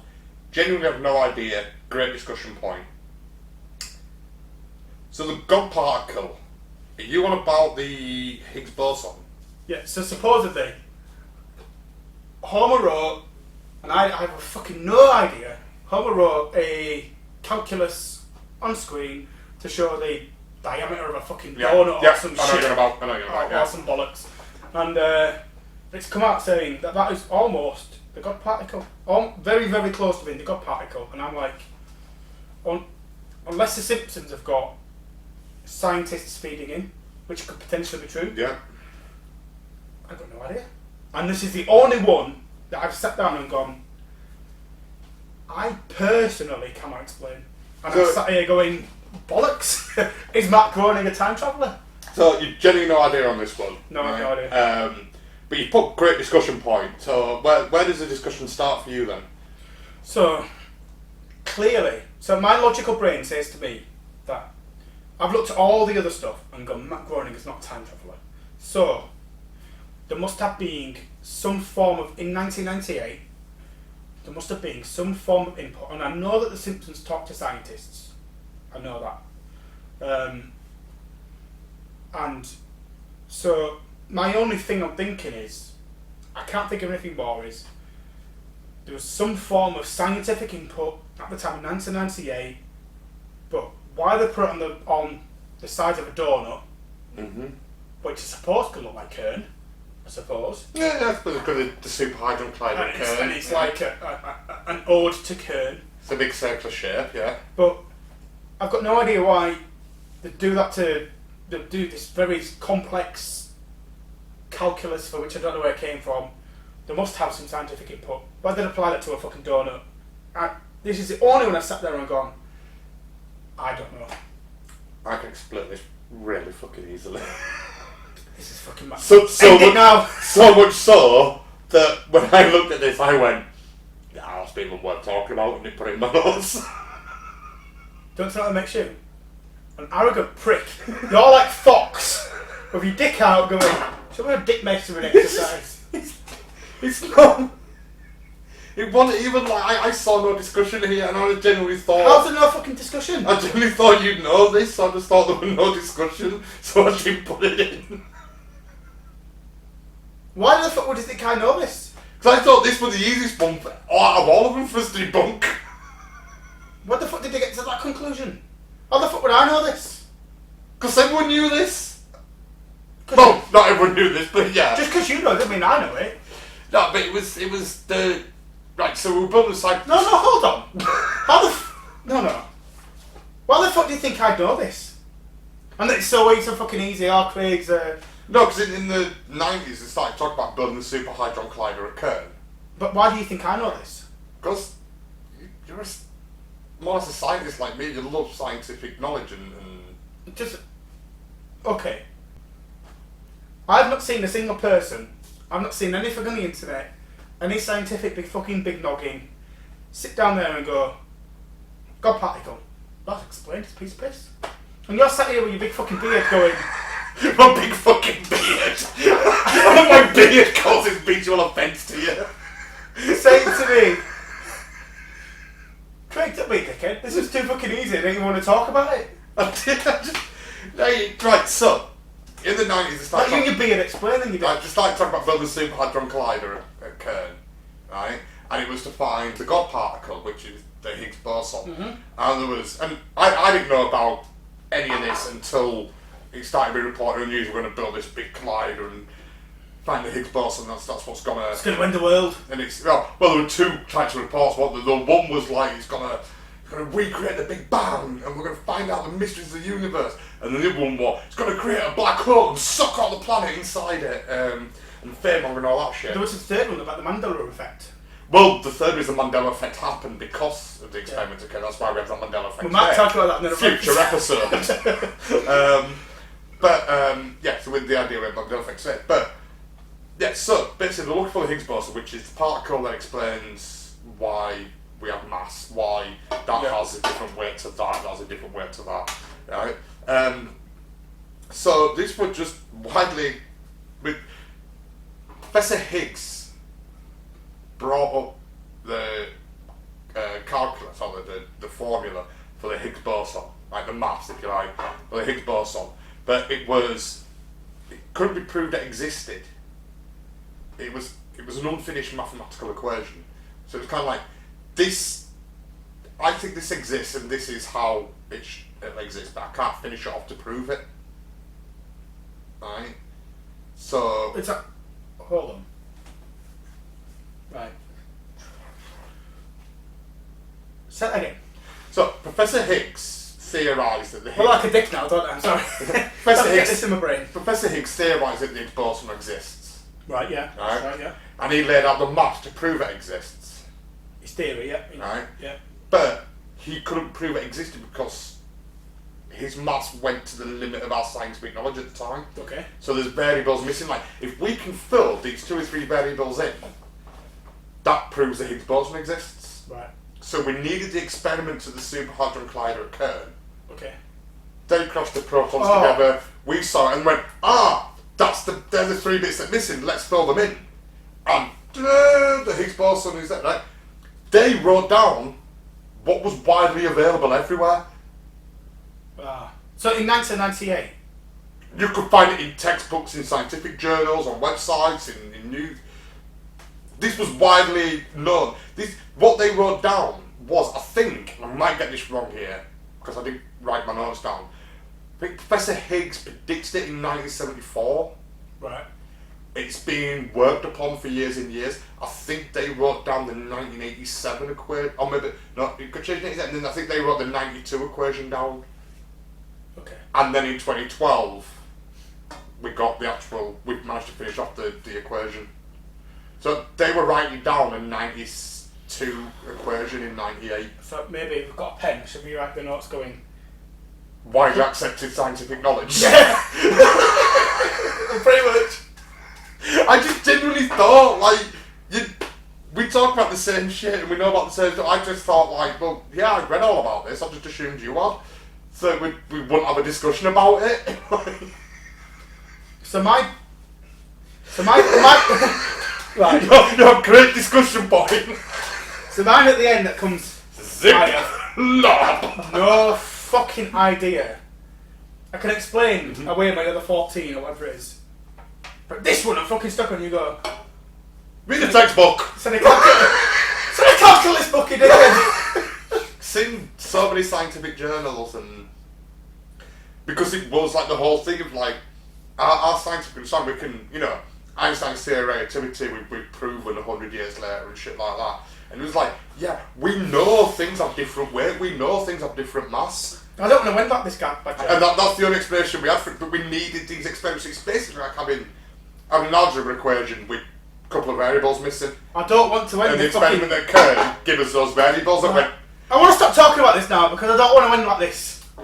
You're looking like a dick. It's also a very British reaction from Professor Higgs when they announced, they had a big announcement. Oh, jolly good. Right? They had a big announcement from Kern, and you know, Professor Higgs proposed this in 1974. We've spent billions of fucking pounds, and multiple nations have come together like never before. And hundreds of scientists have worked on this as the biggest scientific endeavour ever by humankind, and we proved Professor Higgs right. And the press went like, boom, like he's in his seat, and they're like, oh, what do you have to say? What do you think? But feels quite nice to be right. That was reaction. I fucking told you so. Yeah, it feels quite nice to be right. No, wait, that was reaction just. So, Badger, because you made me feel you belittled me. I didn't mean to belittle you. I'm sorry, man. But yeah, that was just, I didn't include it because it was just widely known. So Badger's proved his dick is bigger than mine. But have we proved that Matt Groening's a time traveller? So can we just, I'll just name them, just as a synopsis, just as the, not synopsis, just as an ending, a review. So, Siegfried and Roy, we said... Inevitable. And a funny gag. If you're going to go to Vegas, wouldn't it be funny if the show went fucking wrong? Yeah. Facetime. Happened way before. Sci-fi trope happened decades before. Technologically happened in 1970. Yeah. And they say spying scandal. Another sci-fi trope that's in all sorts of movies and all sorts of stuff. Yeah. Smartwatches is exactly the same. We saw in movies previously. In cartoons in 90s and shit, yeah. Ebola reporting on the local news, national news? Yeah, reported in European news but not American news. I'm going to put that point in because there's a trend that follows that. FIFA corruption. Who didn't fucking know FIFA was corrupt? One, who didn't know they were corrupt, and two, reported in European news but not American news. And it happened, the investigation happened years before the episode. Yeah, they did it in 2014 and the investigation started in 2012 or 2013 or something. Similar, Greece's debt. Reported in European news, not American news. Reported in 2009, episode came out in 2012. Yeah. Nobel Prize. They didn't even predict anything in that. Right. No. You just put a guy's name next to the person that predicted, who happened to be one of the top in the world. Yeah. President Trump. The boy who cried wolf. He kept saying he was going to run and he never did. So they poked fun at him for doing so. He ran and he won. It's like, holy shit. Yeah, he was a joke that backfired on them. They were calling out the boy who cried wolf. Disney takeover. Shit, fucking new, but it's from the writers. I think we explained that quite well. Yeah. USA's curling win. No, you predict that. You got the wrong event. You got the wrong event. Fucking discipline. You got the wrong event. And we had three-eyed fish. Yeah, three-eyed fish, which were, mutations are inevitable. You're next to a power plant. It's coincidental, not prediction. And then the last one will be a horse meat scandal, which... Can we talk to that? Oh, that was brilliant. That was funny. That's my funniest one. But that's a joke in school and an urban myth that the writers are probably the same age as the parents who are watching it and just going, I fucking knew it. And it's just it's a generational joke. Can I ask you a question? Yeah. Does that believe that the Simpsons predict the future and Matt Groening is a time traveller? I am so firmly on one side of the fence that I can't even fucking see the fence. That does not believe. The fence is not even on the horizon. I'm that far away from this theory. I'm completely opposite to you. I firmly believe that Matt Groening is a time traveller in a different dimension. He's fucking not! I'm going to say it. What a load of bollocks! If you ask me, does I believe? Does that fuck? That's my answer. No chance. I think... very clever writers. Simpsons have some amazing clever writers. Very. Some fantastic researchers who pass on stories that they... some fantastic researchers that they put onto the writers who are really intelligent and weave them in fantastic storylines. But I've not found evidence, even the ones I've not put in my notes. Even Higgs boson. But the ones beyond that, the ones I didn't even put. I know there's sites out there going, oh, well, you've only done 15, and there's this site says 30 times. Right? They see about 3 hours now, I think. Yeah. But the reason I didn't put those other ones in my notes is because I could just debunk them. So I know some of them debunked easily, but I don't think they're worth talking about because we've seen a pattern and a trend here. It's fantastic research, intelligent writers, reporting on non-American centric news. So all these stories of the Greek debt default or the Nobel Prize winner for economics, American public generally don't give a fuck about. So we can report on what we want, and how many times they're reporting on stuff that's not true. But you remember the 30 or the 45 that they did. I brought a couple of those up, haven't we? Yeah, we have. And if you go back, if you've watched all this and you want to put down in the comments some that we haven't considered or we haven't put on tonight, please do put them in the comments. Let us know, but tell us. But make sure you put the same rigorous debate, not debate, but reasoning that we put this. Is it news that's readily reported outside the US? Can we agree on something beforehand? Right. If we get to 15 in the comments, we'll do another video. Yeah, if we get 15 different ones in the comments, we'll do a video on those 15. Right? But you've got to have looked at them and gone, is this news that's reported outside of America? Is this a sci-fi trope that was elsewhere? Try to debunk it yourself first, and if you honestly can't get to the bottom of being able to debunk it, you put it in the notes below. Leave it up to me and Badger. We're not here to debunk it, but this channel is not to sit out and debunk things. We're conspiracy theorists. We are conspiracy theorists. Genuinely are, yeah. Just because we're conspiracy theorists don't mean we believe in everything. If we can debunk shit and get it out of the way and throw it away, then we can get to the real meaty stuff. Agreed. So if you give us number 15 in the comments, we'll do a second video on it. We'll cover those 15. But don't waste our time. Just look at them first and go, look at how we've debunked them tonight and go, are they going to rip this to fucking bits? Give us some good ones. Give us a fucking challenge. Give us one we can't debunk.